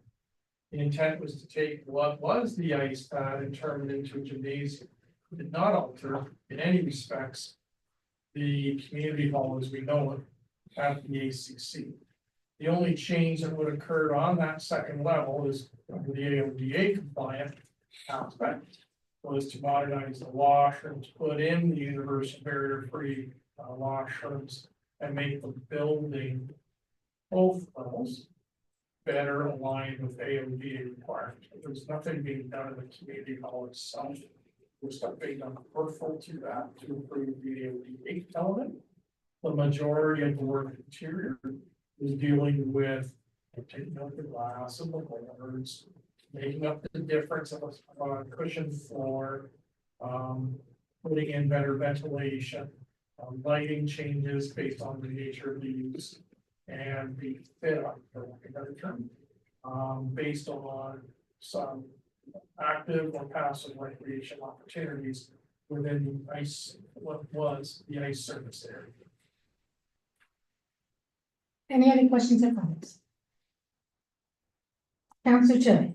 I can see, looking at the motion, I can see where the confusion level is with Irene. Because point number 4, it does say the NDC gymnasium project in the 2028-2030 time period at an estimated value of 8.5 million. That is the space, I believe. That is what we're talking about in that area. So No, that's a separate.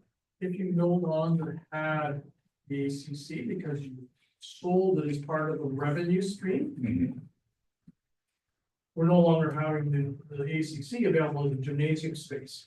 Yet you still have a demonstrated need for a gymnasium. So what that was talking about was the gymnasium would actually be a new build, because you no longer have the adaptive opportunity for a property that you no longer control. But that gymnasium would not be attached to the twin pad. It would be part of the other side. So the report showed 2 different scenarios. We put it in the larger programming space as part of the initial construction. That space could have elements that would improve acoustics or a broader range of programming opportunities. The report says if you choose not to do those additional programming rooms and you only went to scenario 1 and you chose to not invest in the future of the ACC, then you would need to create the equivalent space that you're losing down at the Air Community Center and put it as a physical addition to the gymnasium to be built, and that hasn't been budgeted for. Because that space today is serving a wide range of users. And you can't afford not to have the equivalent because it's needed today, and I would anticipate the demand will grow in the future as the community continues to grow. So we put that cautionary note. Look at scenario one. You may have solved the need for an arena, but you still haven't compensated for the loss of the community hall and or created the equivalent space for programming opportunity. And you have to put it on as a physical addition as part of the plan of constructing that new gymnasium, not within the gymnasium, but as an additional component in that program. And we've indicated the pricing that we gave, that 2030 time period for the gymnasium, does not account for that other component. And that would be in that 8.5 million that's estimated there would also be supplemented significantly with development charges, because that would be a new. Correct, because it's positioned to deal with, obviously servicing the existing community, but also looking to the future and those demands associated with growing population. Just like the original adaptive reuse had funds for that conversion. The only difference is now you're doing not only the physical space, but the bricks and mortar shell around it as well.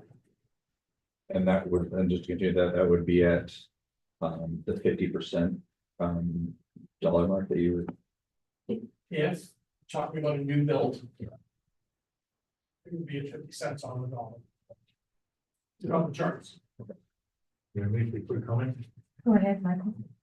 My interpretation of scenario 3 was that you were adding programming space rooms to replace what That's right. was in the community hall, and that the gymnasium portion was to replace what you were going to do for the adaptive reuse of the. Largely, now do not account for a stage. And that was how I interpreted it. That just wanted to make sure that I was clear on that. Okay. Yeah, so, Miss Amy, I don't want you to, this is not a gymnasium we're talking about. And what we discussed was, and if we have to bring in a special sim, we will, but that's what we talked about, a place for the band specifically. And the space plus the storage and everything else. And I know that this turned out to be a nightmare, that shocked us all. But, that's the plan for this. With all due respect, maybe I've lived in air too long, but, what happened before is just too fresh a memory. And I think the disappointing part is that, even helping to raise money for this complex, which I did, and which the band probably did indirectly, we played behind the Zamboni in the parade to celebrate the opening. We were a part of that. And to put it bluntly, we got screwed. So thank goodness the ACC was still there so that the band could play on. And since that time, the Air Pipe Band is coming to the hall, the Air Community Theater has come into the hall. I think there's a whole group of people in this village and who are coming into this village who will benefit from a facility that promotes the arts and culture, and that may not particularly be people who would use the ice surface. So this is something that I hope isn't falling in between the cracks in the ice, and that we just, I thought we had it in solid writing 25 years ago for our beautiful room at the NDCC.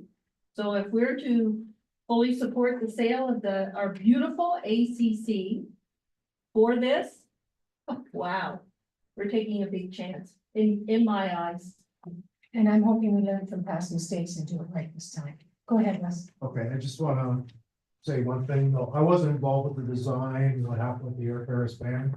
But I will tell you, we did contribute 250,000 to the renovations at the ACC. keep it going, as well as township, I think it was close to 750,000 at the end of the day, so we did contribute to make sure that the community hall was all retrofit and fixed. I'm not sure what happened here with the arena, but we did contribute to the ECC. You're absolutely right, Russ. We invested, you're right, $750,000 into that ACC to, make sure that it was kept up to date, and that was the hall upstairs. So we did do that. Councilor Tilly, So I understand I have a motion to read. I want to be clear. we'll have to, maybe, we may have to modify the motion, so that's just, then what was I gonna ask? See, McNeely, you may have to tweak your scenarios to take the ACC out and see what that would do. Or do you know already? Yes, council comes up with another 4.85 million. Can you tell us where you would like to come from? Thank you. Okay, I'm gonna attempt to rethink my thought there. That was just, I know you had a thought there, but I think I've lost mine, but I'll try and get back in. So I have, sorry, okay, so I understand I have a motion to read, whatever it may be. But I really would like to hear more before we lock into anything about more. Some people are gonna have some interesting feedback even on the concept of what the new twin pad is gonna look like. Some people are gonna want to speak about into that, speak about how this may or may not feel that it's fulfilling what they need it to do. So. And I've had people reach out to me already about that, and I think it's gonna be just important to remember that. Although we make a motion now that it is still liquid, it is still something that can be accept other feedback in the future to make modifications to it. So I just wanted to state that because that's my intention. So the last paragraph of the motion is the best one, and we're going to probably change that to May 26th. And that council pause on finalizing a go-forward decision on this matter until the May 26, 2025 meeting. So you'll have to change that in the motion, Councilor Tui. To allow the public to learn of this shift in direction with respect to the delivery of the NBCC twin pad arena project, and to facilitate the time necessary for staff to consult with and engage with core user groups at both the Air Community Center and North Dumfries Community Complex. So I think that says it all right there. CEO McNeil. So now, Mayor, if I could ask, if you would adopt the first recommendation, is this report is you. You're not doing anything with it other than you receive. Right. That closes this report as part of tonight's agenda. We already did that. No, you have not. You accepted the presentation. Oh, all right. Okay, so this would be to receive CA report 10-25 to be received, first recommendation. And then you would jump down to what is right now published as recommendation 3, which would become the recommendation 2. And you would insert whatever date council wishes for that return report to allow time to facilitate discussions with the broader community and core user groups. So, CEO McNeil, what you're saying is that the motion basically is being amended in some way, shape, and form, and we're dropping 1 and 2 and going to 3? And what I'm suggesting is you would adopt 1. You would drop all of 2, which is 3/4 of the resolution, and you would jump down to a renumbered 3, which would become number 2, and you would insert whatever the date is for this future return report. And so what's being discussed is May 26th, and that's the date. Take out the 12th, but May need to put in the 26th. Okay, Ashley's gonna take it on. Mayor, in the meantime. Councilor Tilly. In the way that there seems to be a definitive need or a desire, to say the least, of that hall that currently stands at ACC, that maybe there's an option, maybe there's a discussion about reducing what potential. If there was some improvements, you said $4.8 million, I believe it was 4.83 million, was what you just said, CAO. That there was a potential to, if we were to remove the $1 million of the sale, and we were to do some repairs to keep a portion of the ACC. If we didn't want to keep the ice surface. So that's kind of what I'm throwing out there as a discussion point, not necessarily a decision, but a point to discuss. Just so I better understand, so I can follow the train of thought. Yes. The ACC, as we know, is actually two buildings. There's the original community hall, which is the north elevation, fronting right on to Church Street. And it's about 75 years old. Then there's the arena portion. That was built and commissioned in 1977. Are you asking the council was to abandon the 1977 portion of the building and just invest in the future of community hall, recognizing that's a two-level front elevation? I just asked, what would you do with the balance of the property? So it'd be left for options, because if we still had that, then there would still be options, maybe even for severing or potential options there. I'm not too sure, but at the same time, I guess if it's seen as a cultural important building for people, then maybe we should be considering. I don't know exactly. I can't give all the answers because it's a very very rough thought.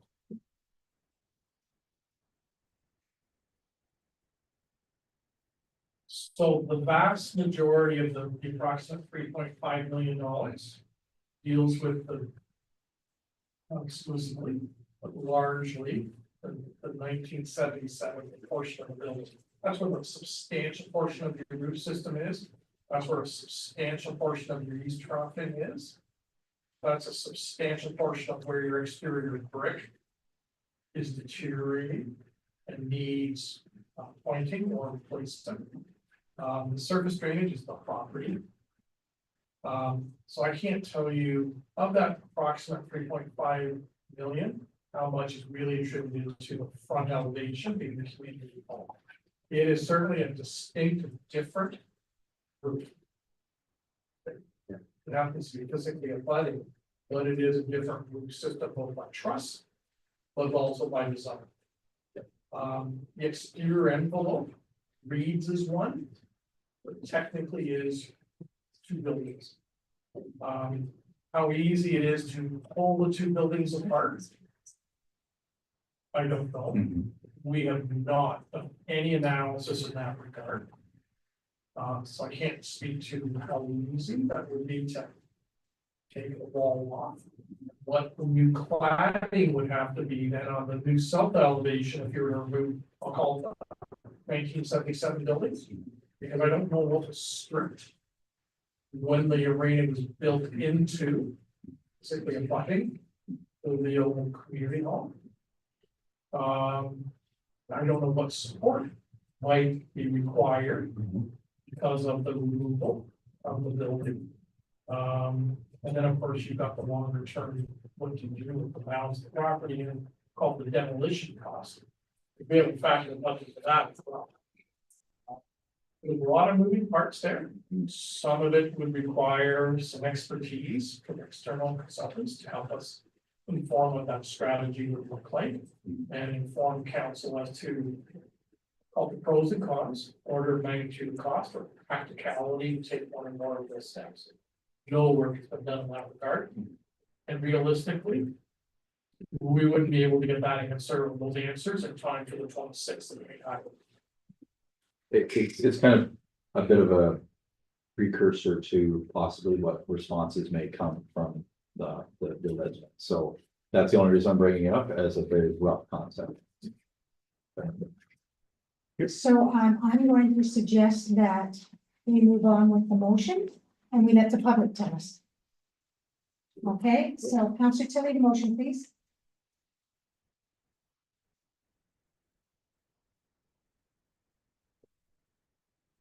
Moved by myself, second by Councillor Williams, that report number CAO-10-2025 be received and the council pause on finalizing a go-forward decision on this matter until May 26, 2025 meeting to allow the public to learn of this shift in direction with respect to the delivery of the NDC Twin Pad Arena project, and to facilitate the time necessary for staff to consult with and engage with core user groups at both the Air Community Center and the North Dumfries Community Complex. All those in favor? Carrie, thank you. Okay, we can get Ron and, four guys. Yeah. Thank you, Russ. Thank you, Michael. Take care. Sorry, but something a week more. Yeah.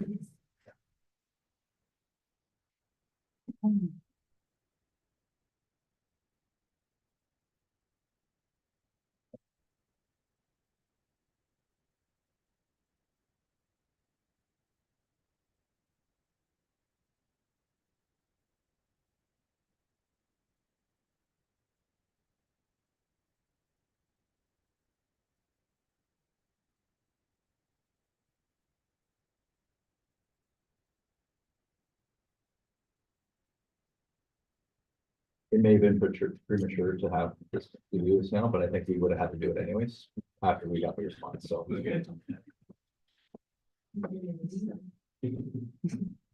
So you bring us coffees when you. Should have done a copy.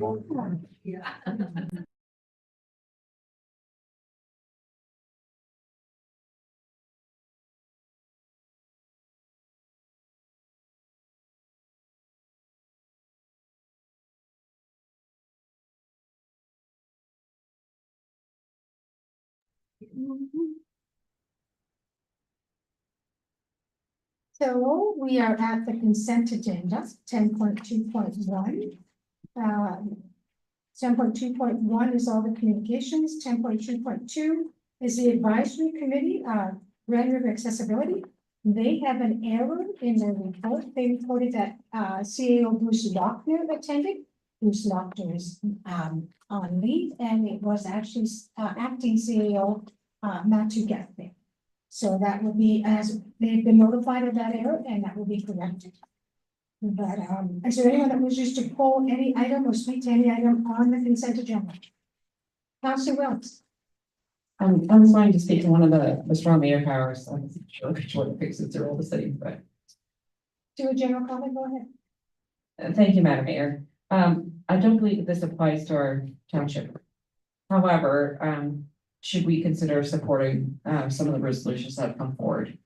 Because I think they made some really good points about just democracy and making sure everybody has a voice and stuff like that. So,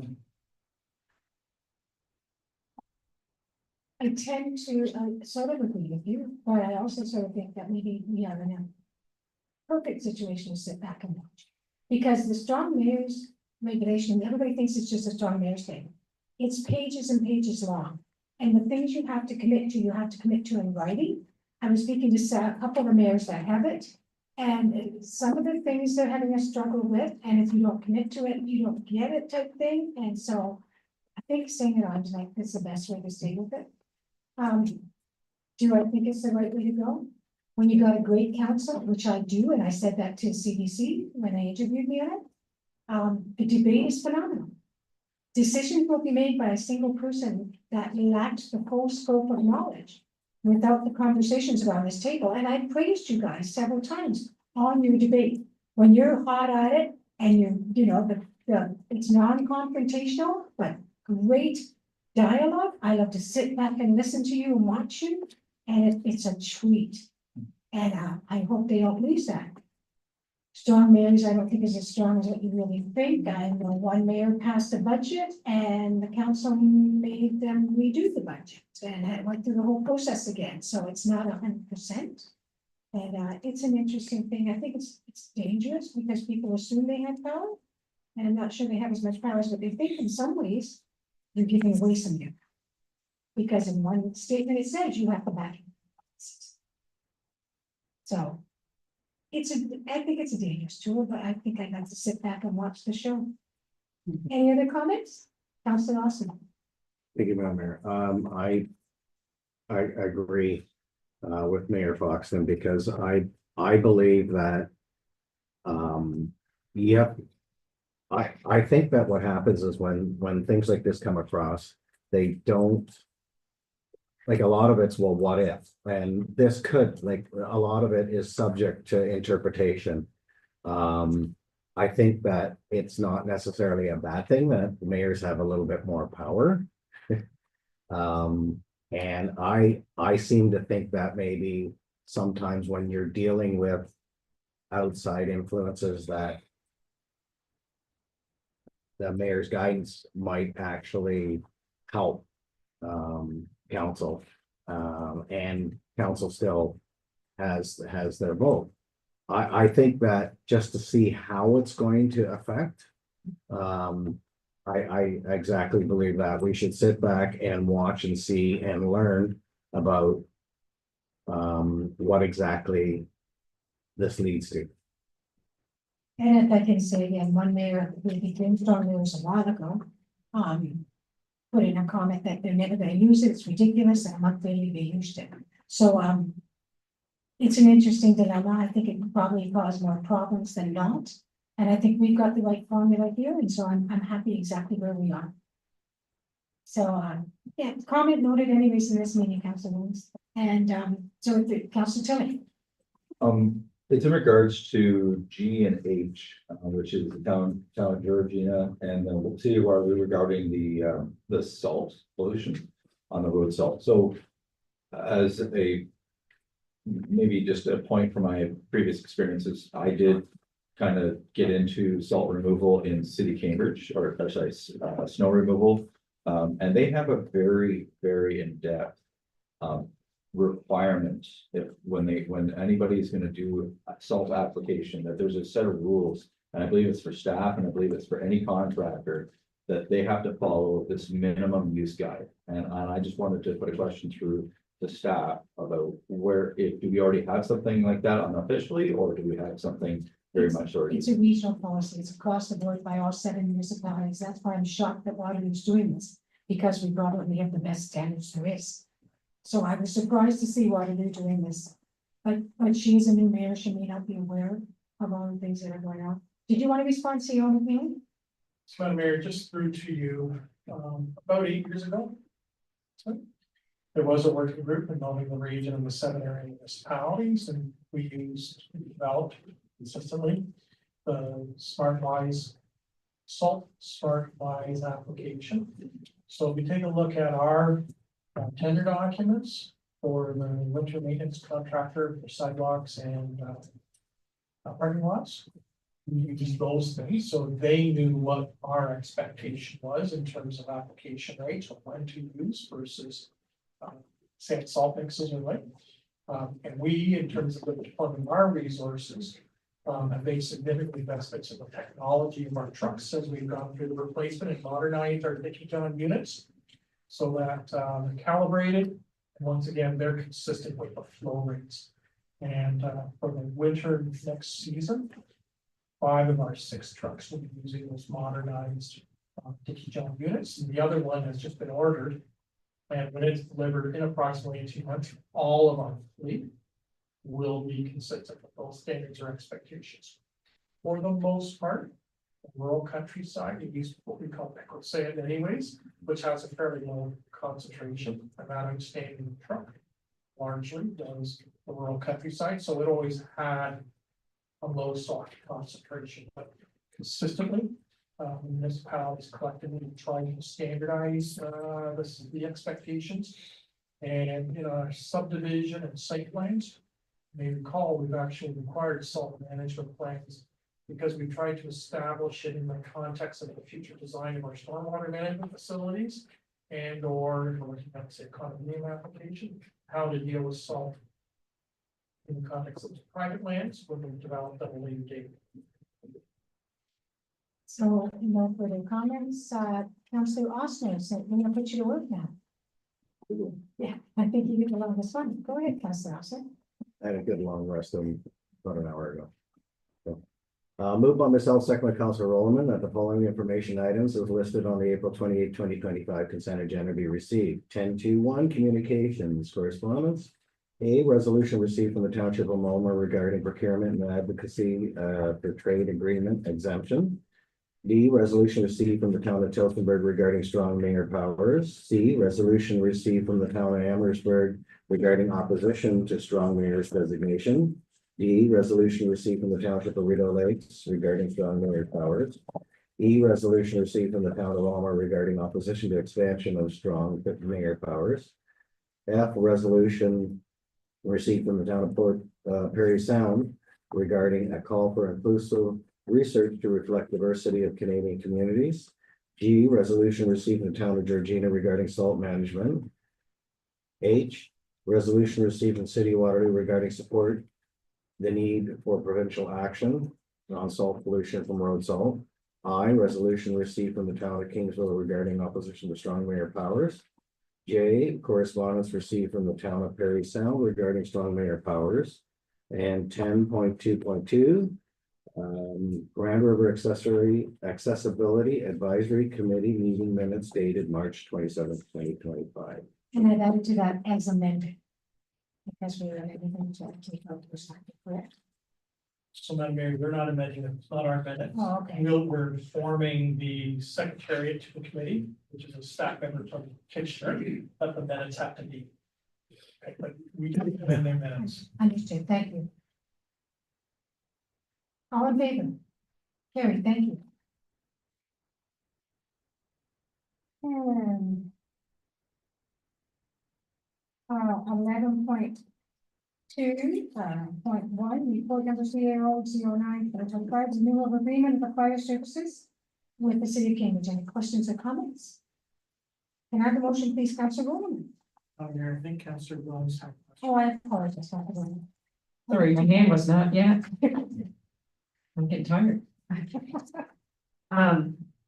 didn't have a question, I just had a comment, and just, a note of gratitude to the work that the fire services for City of Cambridge does for us, and, it's really good to see that the fire departments in this area, work well together.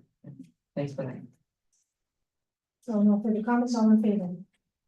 Oh, did you read the Want me to read motion? it first? Councilor Rowland? I'm in favor of whatever you say. Yeah. How many chances do you What was- Moved by myself, second by Councilor Wilms, that report number CAO 09/2025 be received and the council approved the renewal of the fire services contract of the city of Cambridge for time period extending from January 1st, 2025 to December 31st, 2027 inclusive. That's set out in attachment number 2, report number CAO 09/2025, subject to any minor revisions as required by the township solicitor and or chief administrative officer. That the clerk and mayor be authorized to execute the agreement for renewal of the fire service contract with the city of Cambridge for 2025-2027 time period. All those in favor? Carrie, thank you.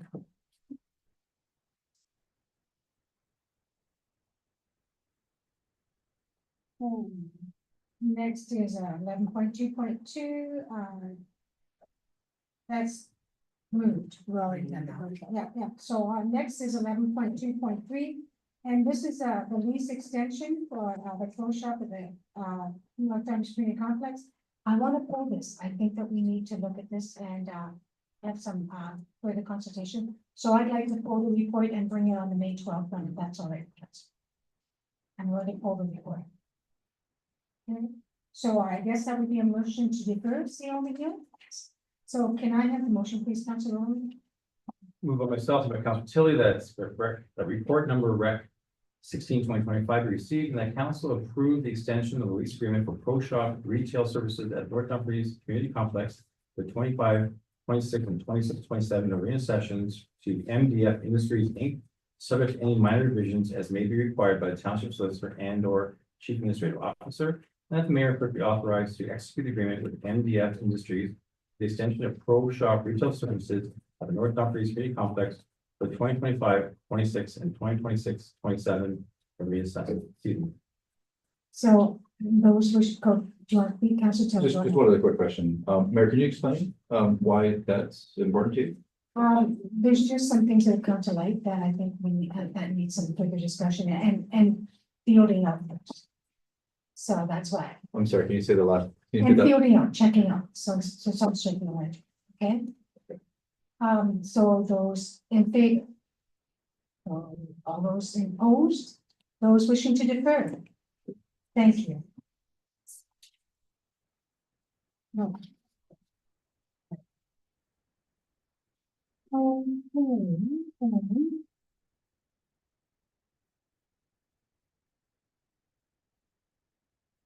Next we have, the fireworks review, 11.2.4. Is there any questions first from council? Yeah, but I'll do this first, council. Oh, okay, so, we'll come back to us. So, member of the audience? Your name, please, when you get to the podium. Thank you. Online. Yes, everyone's online. Okay, we've got them all on here. Yeah, I don't have any of those.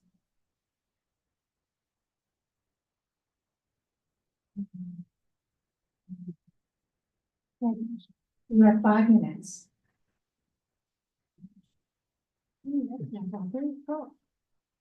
Thanks, thanks for all of your help.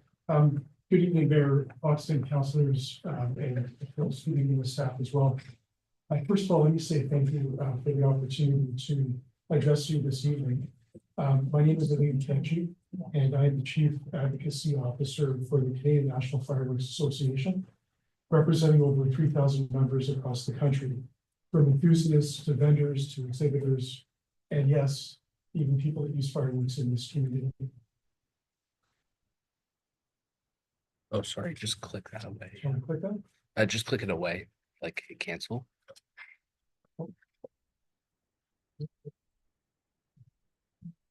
Carry on, sir, you only have 5 minutes. Okay, I don't sorry, want to just take up your time. Mindful of that. Our mission is really simple. It is to promote fair access and ensure safety amongst our top priority in the sale and use of fireworks through our vendor certification, employee training, strong advocacy with regulators, and a deep commitment to member compliance. We firmly believe, and we have for years shown through programs like our Be a Good Neighbor program, that education and responsible use are the hallmarks of what we do. Don't know why this isn't clicking. Stop over there. So to me, do that.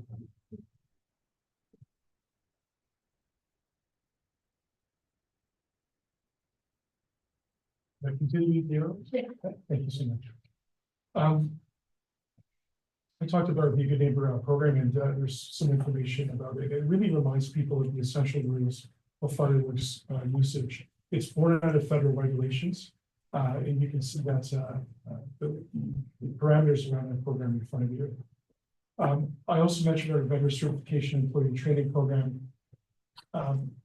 We've seen communities across the country embed this into their own bylaws, which really puts the onus on to the industry at the point of sale.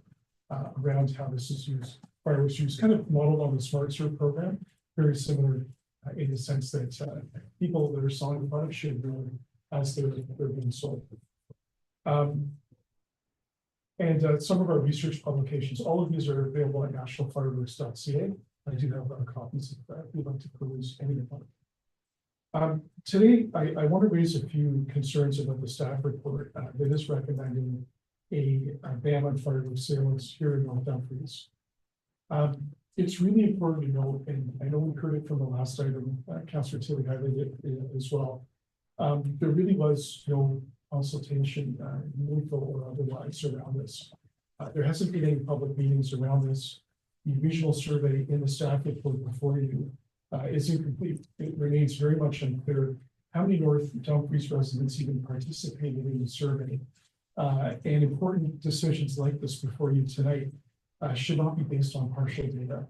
And finally, the report doesn't have any complaints on or any data on residents in terms of what they've complained on. I also think if we dig a little bit deeper into the report before you, we will see that the town's approach is a little bit contradictory. And what I mean by that is that the report states that education and awareness should happen, and residents can make informed choices therein. Yet, by eliminating local sales and regulated sales, we really remove the opportunity, the main opportunity to educate users at the point of sale. And that's really important. This pushes people to buy fireworks through other resources, from road stands, from First Nations, and perhaps even bring them in, from the United States, where there are different products. Or from neighboring communities, quite frankly, that allow them, where they are very much regulated and legal. Banning sales will not eliminate fireworks. It will create an underground market in this community. Residents will bring those products in. And rather than improving safety, the town really risks losing all of the oversight and increasing danger. The broader evidence shows that bans don't work. I'm going to share a few slides with you of what others have said, including Mayor Ravanovich, obviously, in nearby Kitchener, who has called a ban of government overreach. And I know they're deciding on that next week. And I've had discussions with many of your other council colleagues and mayors across the region. Other cities like London and Guelph and even Edmonton have rejected total bans and have called them extreme and impossible to police. You can see some other comments here. Can you wind up your past your 5 minutes? For sure, I just. Yeah, because I was cutting. Yeah. Mayor, can I ask that it be Not extended? yet, no. Can I- I've already extended it. I'm Okay, extending it now. extend- I'd like to hear. Yeah. Yeah. Not all of it, the 5 minutes. There's another 10 people to speak. Thank you. Okay, I appreciate that, and just mindful of the technical glitches as well. I'll try to flip through this as quick as possible. Okay. I did mention Guelph and Edmonton as well. You know, the environmental concerns are often raised around fireworks. I think it's really important to put this in perspective. In our road trip from here, North Dumfries to Toronto, you know, when you look at that versus a backyard fireworks show, you can see the data in front of you. We've made strides as an industry to really lower our CO2 emissions as well. Air quality reports show that fine particulate matter remains well below the thresholds. If I may, though, we're not banning fireworks. We did not change our fireworks bylaw. Sales of fireworks. I'm sorry. Sales only, but we did not, so none of that is relative because it's only sales. Sales of fireworks. And we only Yeah. have one place in town that sells it. Well, yeah, I mean, your residents can go elsewhere, but we can address that for sure. It's a really important point. You know, pets come up all the time as well, and, you know, we agree with the humane societies across Canada that say parental supervision, not fireworks bans, are the best way to protect animals. Let me get to the closing slide if I may, to members of the council. Our ask really here is simple. We'd like to suggest referring this report back to staff to consult properly with residents, with the industry. We heard that very similarly when the guys had issue, and reject the sales ban that's in front of you. That risks fueling underground, unregulated markets and actually poses more danger to communities like North Dumfries, where residents can stockpile products. And let's partner together. Let's just strengthen your bylaw using our education, our tools at no cost to this municipality. And let's not throw in industry that maybe supports safety, education, and wonderful access. Let's work together for a smarter, a safer, and more celebratory North Dumfries. I'd be happy to answer your questions. Thank you. Thank you. Any questions of this individual? Because we have another set. I'm happy to stick around and answer Seven. questions. Thank you. Okay, thank you. So next, Tom Jacobs. Tom, are you on? I can. Please. Do we have Tom? Yep. He's just rejoining right now, Mayor. Thank you.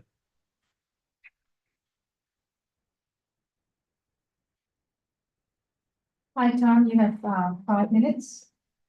As soon as you unmute.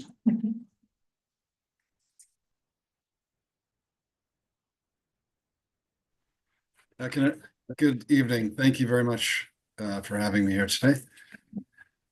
I've done some work in North Dumfries with with our company. I'm a chief pyrotechnician and the president of the company as well. So we've done some work on fireworks displays, and part of what I worry about when we talk about banning fireworks is that so many people have such joy of community and experience. I'll stop you there because we're not banning fireworks. Well, are you banning the sale, right? Just the sale in our communities, but we're not banning fireworks. So if you want to talk about the sales, that's okay. I will talk Okay. about this, yes. Okay, so I will speak though about the practical implications of a fireworks ban, of a ban on the sale.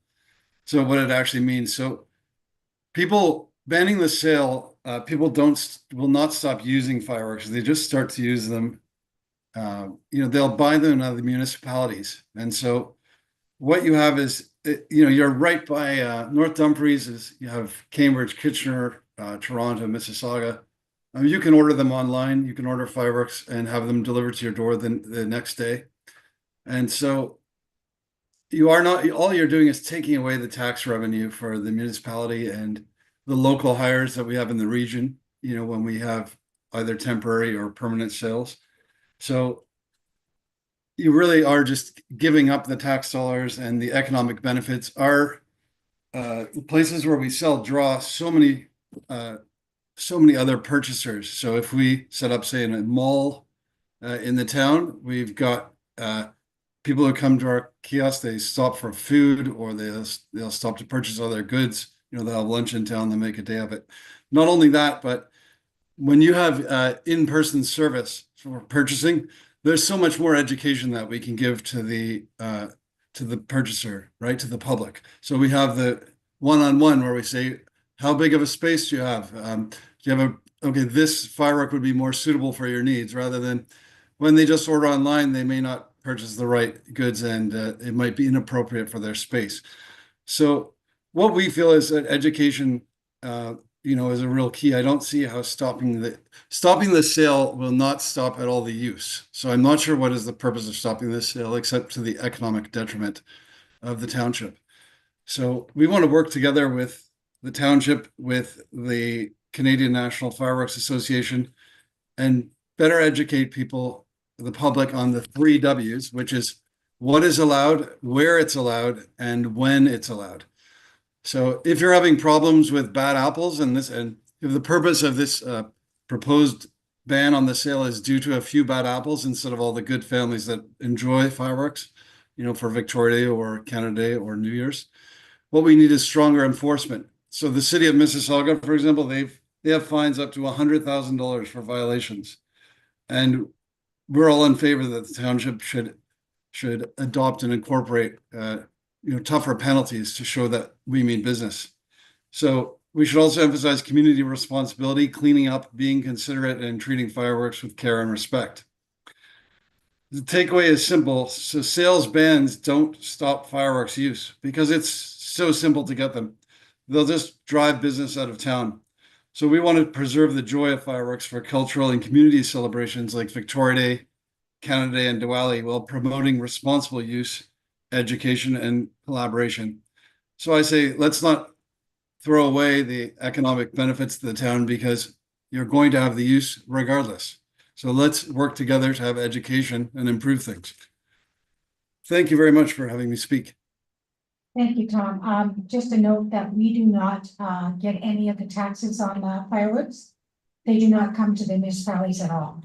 No, I understand that, but you would have the economic benefits of, for example, if someone does set up a kiosk, they're paying rent to someone. You have people stop to say buy fireworks. As I said, they will stop for lunch and to buy other goods from, at other stores in the mall or the complex. So there are definite economic benefits, and far more than just someone who lives in North Dumfries ordering those fireworks online and having them delivered. That doesn't hold for North Dumfries either, because we don't have kiosks or anything like that. But anyways, thank you very much, Tom. Next, we have Alim. Do we have Alim ready? Yeah, Alim has just spoken. That's Yes. Uma is not on the meeting right now. Sherman. Yes, give me Sherman, go ahead. he's just reloading in. So again, council, we're not banning fireworks. Fireworks are, as we've always stated, the fines have increased to $1,000 from $500, and there's no sales within township. Do you want to feel? Madam Mayor, I just want to clarify. That's what's recommended. Right. Council has not made any decisions. That's correct. We have not passed the motion. Go ahead, Sherman, you have 5 minutes. Okay. Hi there. My name is Sherman here, and I'm with Fat Boy Fireworks. We're one of the largest retailers of family and consumer fireworks in Canada. Being an interprovincial company, we've had the privilege of working with councils, fire departments, and regulatory bodies across our beautiful country for the past 20 years. Through these partnerships, we've learned firsthand the importance of responsible, safe fireworks use and how important licensed vendors are to that success. I'm here today to respectfully oppose the proposed ban on the sale of consumer fireworks within North Dumfries. Currently, fireworks sales are already strictly limited. They're only allowed for the 10 days preceding Canada Day and Victoria Day. These restrictions ensure a controlled, safe environment where residents can celebrate on national holidays responsibly. Licensed vendors like myself are required to meet strict safety standards, provide clear usage instructions, and only sell regulated, approved products that meet federal requirements. If there are complaints now about misuse, we must recognize that it is unlikely the products involved were purchased from reputable licensed vendors within the township. Just a short drive away, fireworks, often unregulated and much more dangerous, are available year-round from sources that are outside the municipality's control, including the nearby native reserves.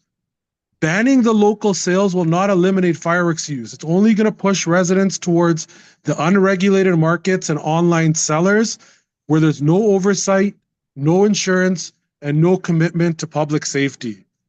Licensed vendors act as a crucial line of defense, offering safe products, education on their proper use, and a clear channel for accountability.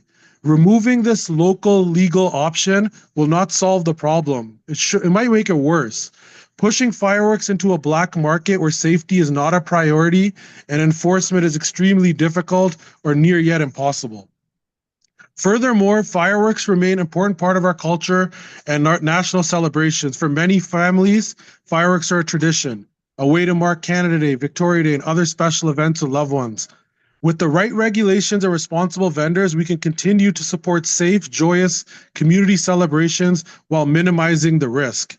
Rather than banning sales, I urge council to work with local vendors, the CNFA, to strengthen education, promote responsible use, and focus enforcement efforts on illegal and unsafe activity, not penalize responsible citizens and businesses who are trying to do things the right way. Thank you for your time, consideration, and for allowing me the opportunity to represent responsible vendors here tonight. I'm happy to answer any questions you may have. Seeing none, thank you, Chairman. And next we have Greg Kasparian. Is Greg on? Yep, he's just rejoining now.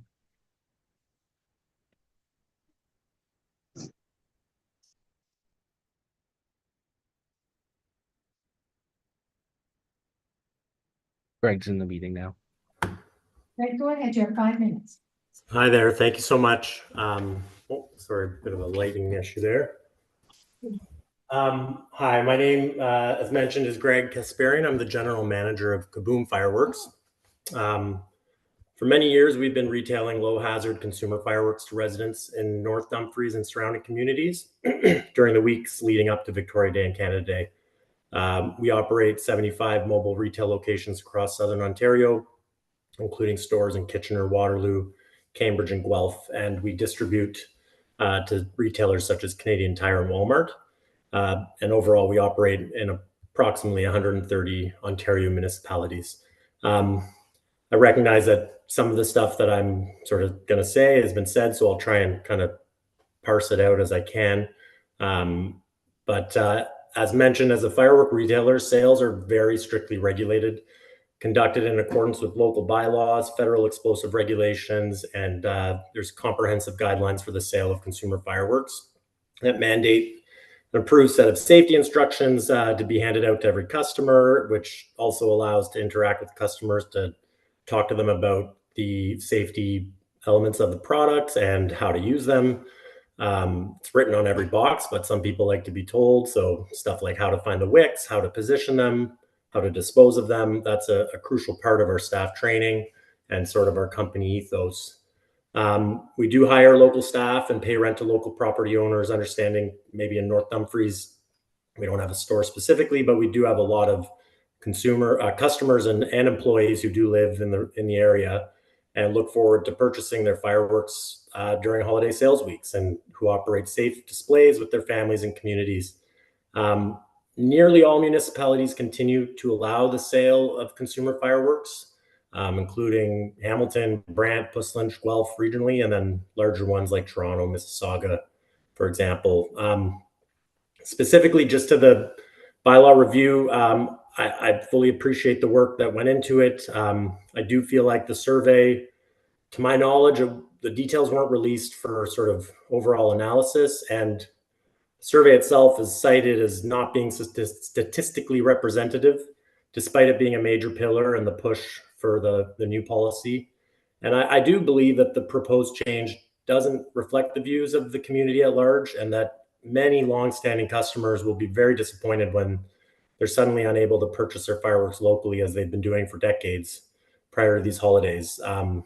Local staff will lose their seasonal jobs, landlords won't collect rent, businesses won't be drawing customers, and I really do implore you to think about this relatively drastic change, especially now. Think of all times, it's important that we kind of protect Canadian businesses and traditions. Speaking to the online sales, customers prefer to sort of purchase their fireworks on holiday weekends after they've received reliable weather forecasts and confirmed their weekend plans. I do feel like if they're forced to purchase their products sooner, either online or from other municipalities, then if plans change due to extended windy or rainy conditions, they might be forced to store the explosives in their homes for potentially longer periods of time until the next approved holiday. Also, just in terms of the sales, we've never been advised of any related issues or concerns pertaining to the responsible sale of a product. And we are, of course, open to conversations about how we could potentially improve to address concerns of the municipality.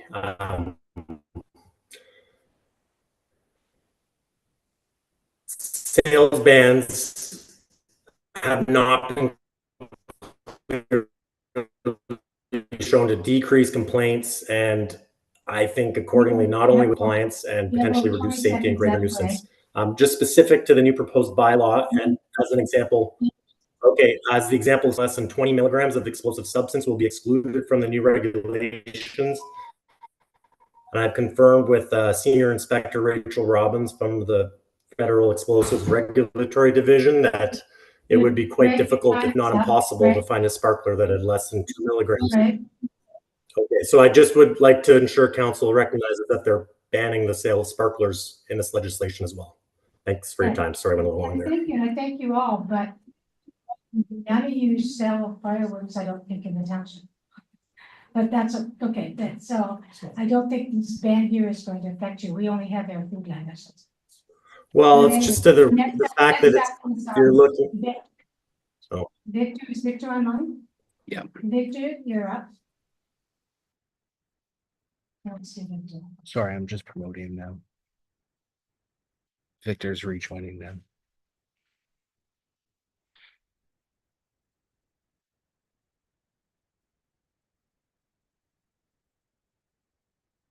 He's on the meeting.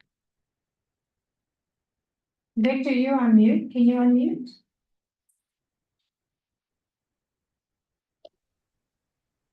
Victor, you have 5 minutes. Go ahead.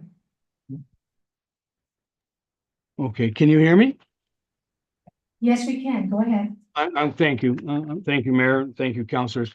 The gentleman who preceded me have pretty much said it all. I'm afraid I was a little bit, I lacked a little knowledge on this because I thought it was, the concern was you were banning fireworks, but I'm not sure why we are banning the sale of fireworks or how that will improve anything at all, except as Tom and the other gentlemen have said, it's going to, whatever revenue you gain from it as a city or a person who owns the property or whatever will be taken away. I just feel that maybe a little, even on this, the banning of the sale, a little more time should be spent in a deferral of this report, should be sent back, like it should be referred back to the staff and consult with the industry and perhaps the people who are retailing it in your area now before we make a decision. Fireworks have been part of our community, and especially going back to the 1800s. So I don't believe it's anything that's going away immediately, and I'm not sure of the situation on why the ban of retail. This is actually the first time that I've run into a community that wants to ban the sale, but will allow the use. So I think some more discussion has to be had with your staff. Thank you for your time, and that's all I have to say. The rest has been Thank you, covered. Victor. And just as a note, we don't profit from any fireworks or other displays. Actually, they end up costing us. But anyways, next is Dylan Tuck. Do we have Dylan? Yep. Dylan? Sorry, I'm just promoting him.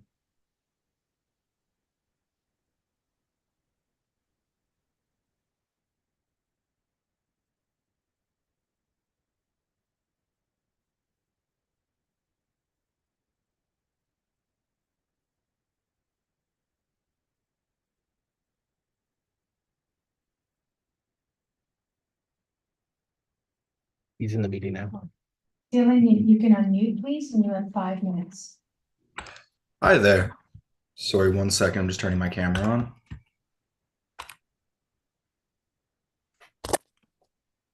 Hi there. Good evening, everyone. Thank you so much for giving me a chance to speak. I'm not here today as an expert or a business owner. I'm just someone who grew up looking forward to fireworks every summer. Some of my favorite memories are sitting on a blanket with my family watching the sky light up. It was a great tradition, and it's something I want to be able to share with my kids one day. I'll be honest, I hadn't heard anything about this meeting until very recently. As a resident, it's disheartening to feel left out of important discussions that affect our traditions and our safety. I believe more effort should be put or should be made to keep the community informed and involved because these decisions impact all of us. That's why I'm really concerned about the idea of banning the sale of fireworks here. Because banning the sale doesn't make the celebrations go away, it just makes them riskier. And a riskier celebration will eventually lead to a ban. Right now, when we buy from local people, personally, I buy from a store up on Water Street in Cambridge, but I would love to buy directly from a place here in Ayr. We're buying from businesses that care about our community. They're inspected, they're trained, and they follow safety rules. They give good advice. When I walk into one of our stands, I know I'm buying something safe, something legal, and something that would feel comfortable selling to their own neighbors. But if the sale of fireworks is banned, people won't just stop wanting to celebrate. They'll turn to illegal sellers, online sites, or homemade options that aren't regulated at all. Those fireworks don't come with safety checks, they don't come with instructions, and they certainly don't come with people who care about what they're selling. Banning the sale doesn't make fireworks safer, it just makes it harder to keep our celebrations safe, which I said earlier will just lead to a ban. Instead of banning the sale, we should be encouraging people to buy from the right places, from licensed, responsible vendors who know what they're doing. We can invest in education and enforce against illegal sales and set up safe areas for families to enjoy fireworks together. Fireworks have always been about more than the lights and the noise. They're about community, tradition, and making memories. I believe we can keep those memories alive safely without pushing people towards dangerous alternatives. Thank you for listening. Thank you, and well said, Dylan. Any questions or comments? Okay, any questions or comments about the report? Yes, Council. Go ahead, Council Austin. And Council Rowland. Thank you, Madam Mayor. There's a few things that don't really make sense to me. One of them keeps pecking at me is that how can we ban the sale, but yet we still allow the use? That doesn't make sense to me. I don't disagree that fines should be increased for illegal use. However, I'm not really in favor of the staff recommendation for option 2, Which is banning the sale. Council Rowland. Madam Mayor, I tend to agree with Councilor Ossner. This is a legal product, and I think that we're allowing people to still set up fireworks throughout the year, certain days. Therefore, I'm not in favor of banning the sale of fireworks. I would like to see us add some of these new fines we're talking about. And also I'd like to see us include Diwali as a authorized time to set off fireworks. But I do sort of agree with what the Mayor Fisher said. I think this is a bit of an overreach. And I think we should back off on the banning the sale. Council Williams and Council Taylor. So I concur with the previous statements made about it's kind of weird we're banning the sale, but we're still on. I'm not sure about Diwali, but I do know that one of the big concerns that always have come up is that we do not allow fireworks at Diwali, yet they go off all the time. And the other concern that we have heard a lot, is that, it's just neighbors, setting off fireworks and somebody's pets or there's a baby, and it's just an issue there. And I'm not sure how this change, the bylaw actually addresses those concerns. Maybe we should allow it at Diwali, I don't know. My question is related to firecrackers, however. Are they legal and we're just banning them here? And if so, why are we banning them here? I'm still, I'm sorry, I'm not as familiar with. See, and could you clarify Diwali as well, Sierra McNally? So, Madam Mayor, the fireworks, if you may recall, when you were younger, aren't allowed anywhere. So this is not unique to North Dumfries. As it relates to Diwali, when we did our original bylaw, going back now years ago, we were cautioned by legal counsel that you're comfortable when you talk about statutory holidays such as Victoria Day and Canada Day. But if you're going to start talking about religious festivals or similar events, then don't pick and choose. You just allow it. Because if you list Diwali, you don't put down Chinese New Year's as an example, or some other cultural event, you create a bylaw that is discriminatory by its intent. Now, as it relates to staff made a concerted effort this past calendar year for Diwali, months before Diwali, going into the community, talking about our fireworks bylaw, what permissions were allowed, and there were 2 residents applying for permits at a neighborhood level, and permits were issued, and it was in a very controlled manner, and it worked out very well. So your bylaw allows, as of right today, Victoria Day, July 1st, even 2 recognized statutory holidays. We provide the flexibility under the current bylaw to allow the fireworks on those 2 dates to be discharged the day of, the day prior, or the day after. And this is perhaps we're at a bit of a variance from some of our neighbors. We provided flexibility because we can't control the weather. And we don't want people saying, oh, I have to do it on this day, and yet discharge the fireworks in potentially unsafe manner. And we start to do smaller and smaller lots and closer separations between the event and adjacencies in terms of structures. That concern about the safe discharge largely attributed to climatic conditions. Creates unfavorable. Nor do we want people to store it in their garage or their basement for a calendar year because they felt that they can't do it now and they store it for a year. Knows that they don't have the right conditions properly stored. That's why we provide that flexibility of the day before, day of, or the day after. Okay, but it's on those 2 statutory events. Any other time throughout the calendar year, it's fine. And we have issued permits, some of it on a commercial scale, like a golf course, where people are having a wedding, as an example, they apply for a permit. We work with them in terms of those aspects. And as I said, we just passed them all. And we have 2 residents on behalf of their neighborhood required permits. And as part of our communication aspect, those residents in our immediate area around, areas where they would be discharged, were provided prior notice. So they could adjust accordingly on their schedule, knowing that certain day, during a certain window of time, fireworks go to discharge. I think for the most part, it worked very well compared to what happened 2 or 3 years prior, where we had it there, and on the streets, we had it in our parks. We did not have that this past year.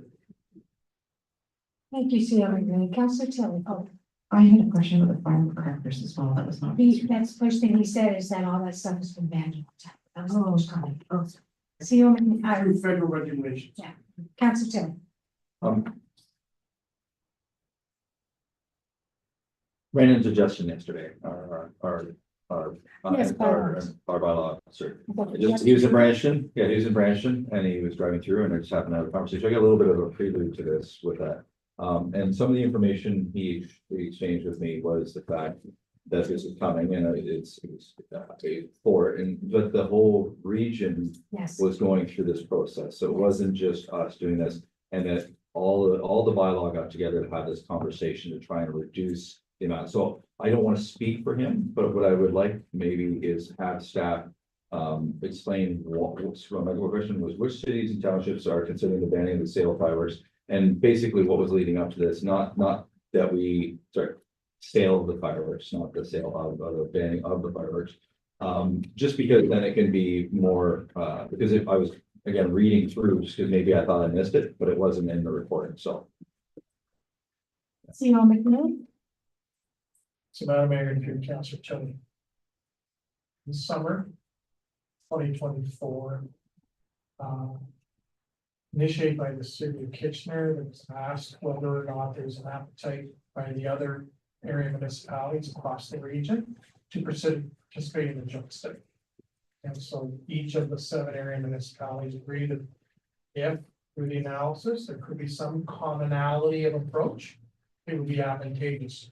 Sometimes in the area media, I think of CTV News, Record, 570, we all get grouped into the common message about what is appropriate or the days in which fireworks are allowed. And that wasn't necessarily consistent across the 7 area municipalities. Okay, so when we were enforcing the bylaw, because we were drowned out by the larger, smaller regional media, you had confusion in the communities, not unique to North Dumfries, but across the 7 area municipalities. This is the 3rd report to council. We brought reports to council on December the 9th and also on March the 10th. And each report provided milestone findings of work to date. So what you have today is the accumulation of that work that's occurred since October 2024. And so a lot of the earlier stuff has not been repeated just because it's been before council and was received for information purposes. Each of the 7 area municipalities today do not restrict the sale of commercial fireworks. Each of the 7 area municipalities through the respective bylaw enforcement divisions are recommending to their respective councils the banning of commercial sales, either in permanent bricks and mortar buildings, or I use the word pop-up sales that could occur. Say perhaps not through a trade or quick leading into the home. That is a new element that will be introduced for each of the 7 area municipal councils. To date, as we speak, the city of Kitchener has dealt with it approximately 2 weeks ago. There was a recommendation at their committee to support the ban. It has not yet been presented to full city council. My understanding is City of Waterloo, either tonight or this week, is considering a similar report. Don't know obviously what the outcome of that's going to be, but you will witness over the next 2 to 3 week period. Each of the 7 area municipalities are taking a common approach related to life sales. And the ban of sales within their respective municipal boundaries. We do identify in this report that if council were to impose a ban, it does not include online sales. So if a local vendor was to take online sales, they would continue to be able to do that. Conversely, if you took online sales from an outlet at distance and took delivery, that would, we cannot, practical perspectives, prohibit, regulate, or enforce the online sales aspect. Just in practice. So we have to acknowledge the online sales, however they're constituted, or wherever geographically they're constituted, would continue. It doesn't stop someone from buying in an adjacent municipality that doesn't have a ban or a restriction, and literally driving it across the municipal boundary and then using it lawfully within the parameters of our bylaw, so on days of the week or hours of day, case may be, within the municipality. Reporting knowledge is actually the practical recognition that people are mobile. And we can't regulate where people shop or how they shop. Some of the municipalities are going a little bit beyond the ban. Some cases they're looking at, you know, tightening when the fireworks would be. And or we allow them, they said day of, day before, day after. Others are only allowing it on the day of whatever the defined date is. We did not convince our partners to allow that flexibility. That's their decision. We don't believe our current bylaw should be changed in that respect. So we're narrowing it exclusively to the ban. Bricks and mortar, in the non-corporate boundaries. And increasing our funds. We have not gone as far thresholds some of the cities have proposed. I can't speak what the other three townships are doing in terms of the fine component. We have suggested an increase in the fines for a bunch of different categories, and we gave you in the report contrast with what the current bylaw allows and what the recommended adjustment would be. Thank you. I don't know if Ruth even sells them anymore. I don't know if anybody in North Dumfries sells fireworks. There is a local vendor and there are a number of people that live in the community that are employed. 85% of this town works in adjacent municipalities. And so there are people that live here that work in other municipalities that would be unemployed by this proposed regional approach of a sale ban. But sales in North Dumfries, I don't know if we like I know Todd used to, but I don't think the new owner does it anymore. But Councillor Austin, you're saying. Thank you, Madam Mayor.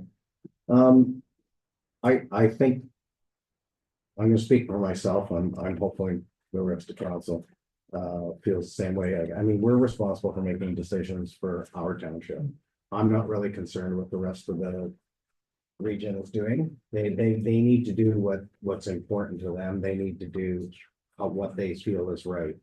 So you know, whether they're all trying to get us all to move in the same direction, which they obviously are, you know, sometimes we got to say, no, I don't think that's in the best interest of where we are. I could understand it'd be a little tougher in the city, like when you have all the houses that are side by side by side by side by side everywhere. I could see where that would be a little bit more of a nuisance, but being out in the rural areas, etc., particularly in wards 3 and 4, and then many areas in 1 and 2 as well. It's the same thing that we've talked about with several things. You can't lump the same rules in straight across the board. And when you just say, you know what, I don't want to deal with this, so we're just going to ban it.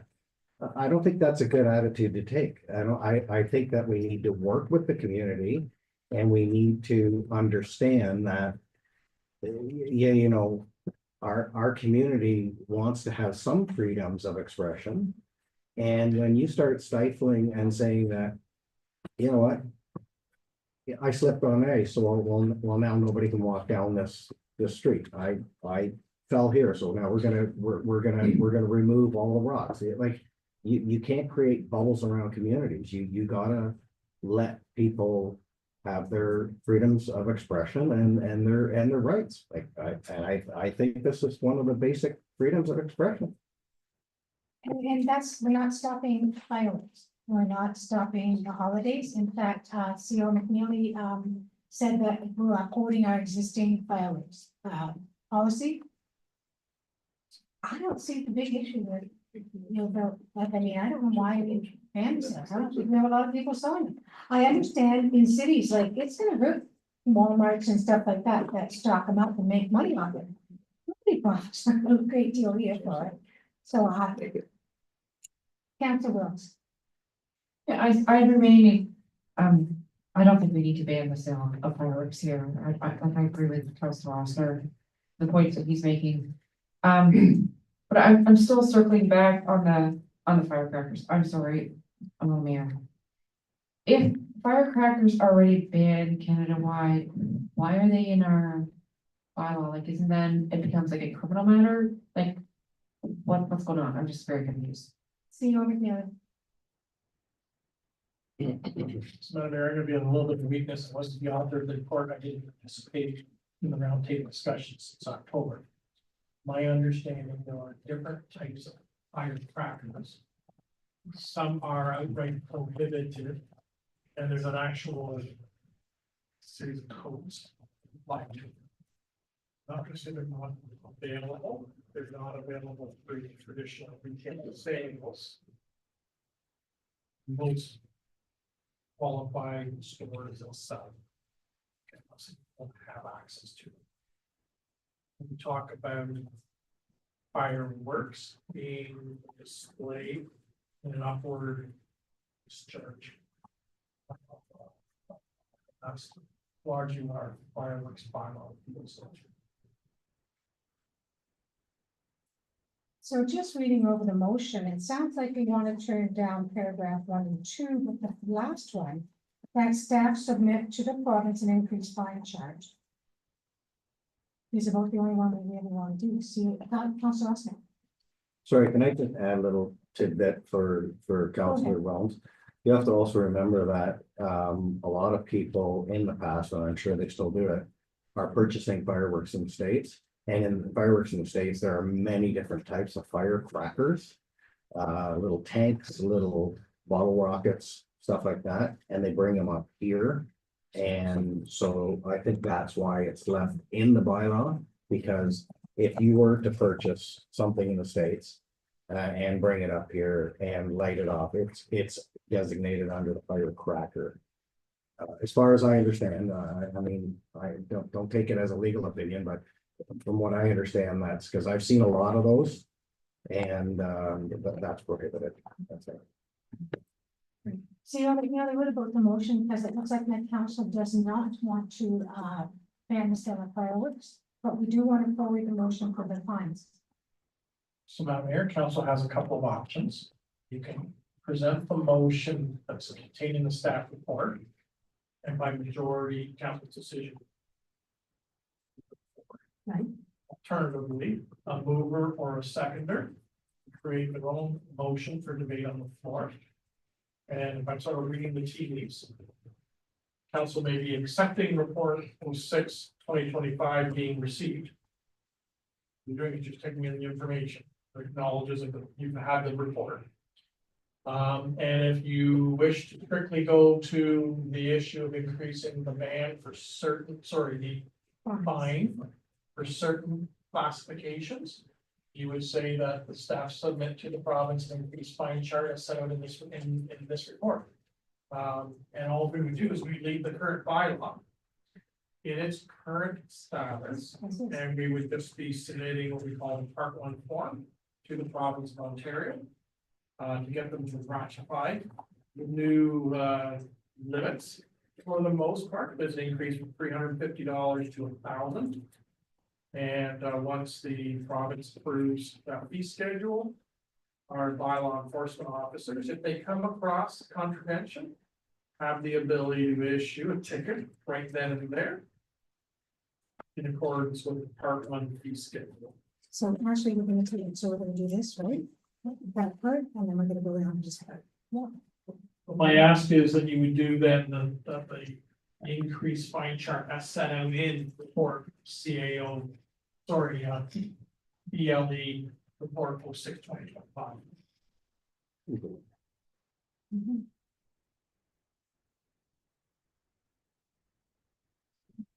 I'm not on, actually. Okay. Councillor Austin? Thank you. Sorry, if that's the new motion, I'd like to bring that motion forward. It's already got your name on it. So. Well, I still want to bring it forward. That's fine. And Councillor Williams wants to second it, but she's already got her name on it. Council Rowan, will you second it? There it is. There we go.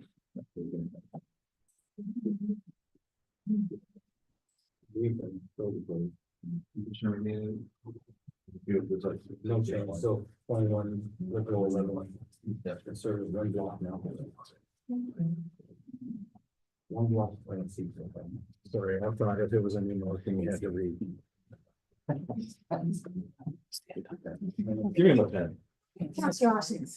Okay, so I'm gonna move this. Yes, you are.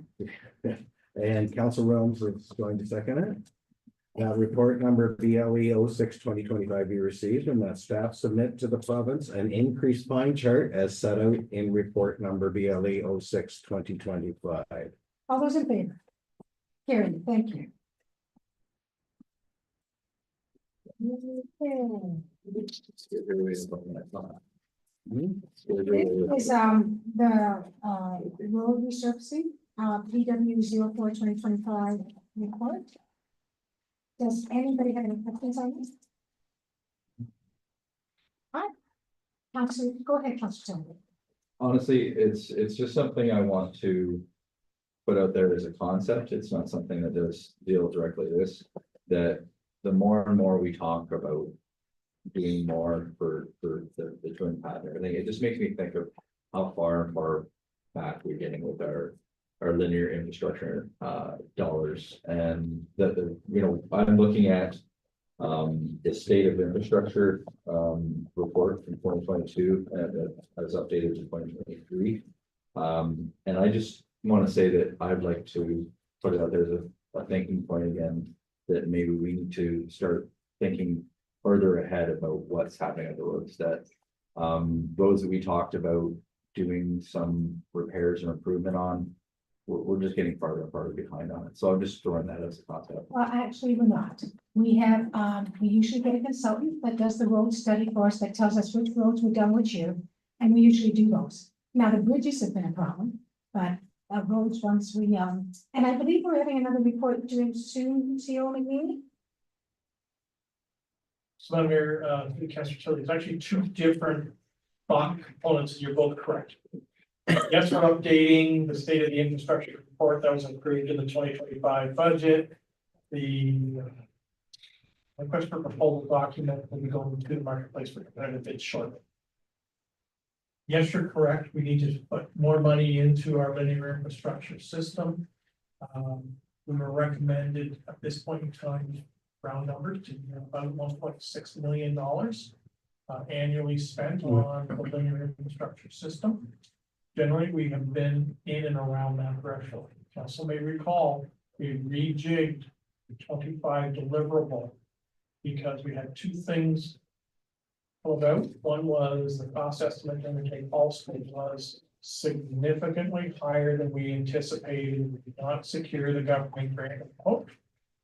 And you've got 3 bridges that need major rehabilitation in the next 5 years. And so it was, when we did the capital forecast, it's sort of moving the number around to prioritize those 3 bridges, which does affect the overall spend on the resurfacing component. So it's part of the linear infrastructure network, but it's a component of the linear infrastructure network. Because we have not been successful in securing those senior levels of government funding, and the bridge systems, for whatever reason, have dropped off of the provincial landscape in terms of grant opportunities. And given the nature of the construction, complexity of that construction. They are very, very expensive undertakings. And you're between the three bridges. We told you that that delay is equivalent of 16 kilometers of road resurfacing just to do those three bridges. See, the question I was gonna ask is, what is green? What is it in there? Green roads. Like, how is the grass is gonna grow up in the roads? So I'm gonna let Mr. Raycroft speak a little bit more about this, but through some of the educational materials that our staff have been exposed to through Good Roads, there is this product called Biofusion Technologies Inc.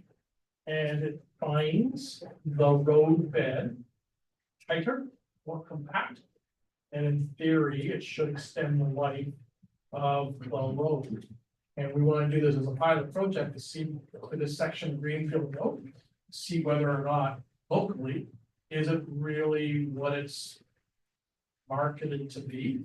Because if it is effective, remember, that is a heavy, heavy truck route.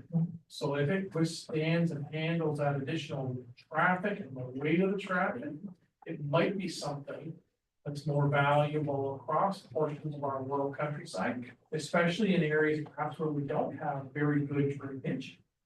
And it might help down the road bed be more durable, because if the road bed fails, the asphalt surface on top of it will depreciate quickly in terms of its life. So Mr. Raycroft can provide a little bit more context about the system and how it works. No, but you did a good job. We are really believing that this could be something that we want to do as a go forward, based on some of these early results. You know, in one campaign debate on TV, one candidate would say something, and a candidate beside them, and I said, what she said. Is that what you say? So yes, Madam Mayor, it's what he said. Just not answered, so I'm good. Councilor Moran. I just realized that I have a conflict of interest. Okay. You will follow up with the written notice, thank you.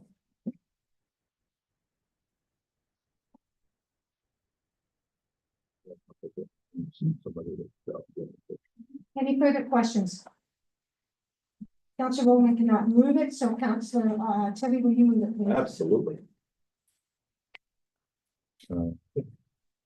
He probably knows what's happening. Moved by myself, second by Councilor Williams, that report number PW 04-2025 be received, and the council approved the award of contract ND 2025 C1 RFT for the road resurfacing 2025 in the amount of $244,534.70 plus HST to Ecom Incorporated as operating as Brandco Construction, and that a project contingency of $100,000 net HST be established, and that a budget of $5,000 net HST be included for the geotechnical and material testing works as required, and that township utilize the Biodiffusion Technologies Incorporated Green Roads material as a pilot project to determine its effectiveness in stabilizing the roadbed and prolonging the duration of the road surfaces as part of the Greenfield Roads resurfacing project. And that the mayor and clerk be authorized to execute any necessary documents and facilitate the completion of the project. All those in favor? Carrie, thank you. Can someone go get Councilor Rowland, please?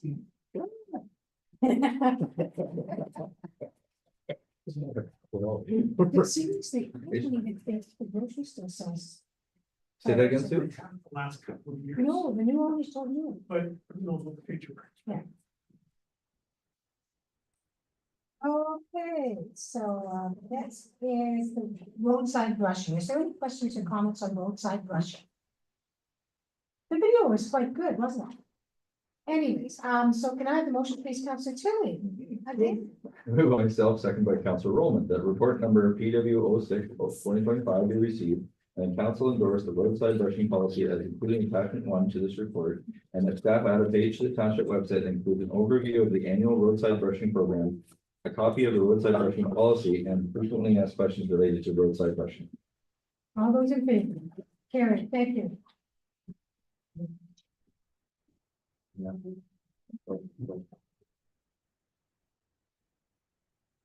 And I believe next is the tax rate bylaw. And that's Councilor Williams.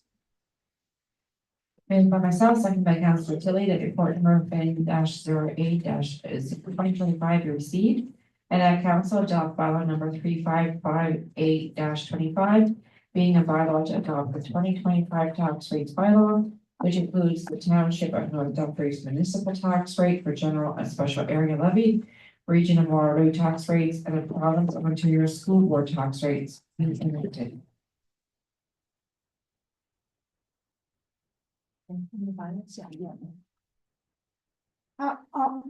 All those in favor? Carried, thank you.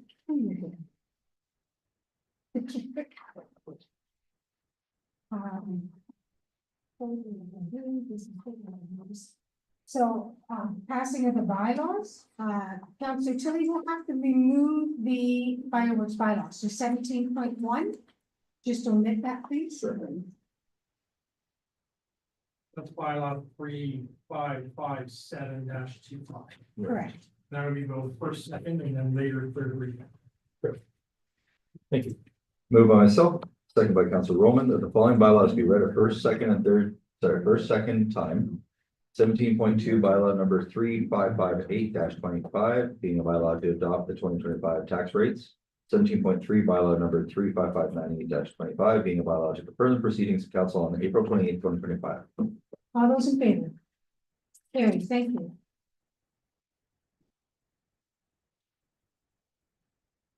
Councilor Roman, you will have to eliminate 3557-25. Thank you. Moved myself by Councilor Williams, that bylaws number 3558-25 and 3559-25 be read a third and final time. These times still at the mayor. All those in favor? Carried, thank you. And now the top one. Councilor Williams, would you like to present the agenda? Moved by myself, second by Councilor Tilly, that whereas business before this council meeting has been completed at 9:11 p.m. and be it resolved that this meeting adjourns. All those in favor? Opposed? Councilor Austin, you have. No, I was just laying it up. I'm okay, I'm good. Okay, so we are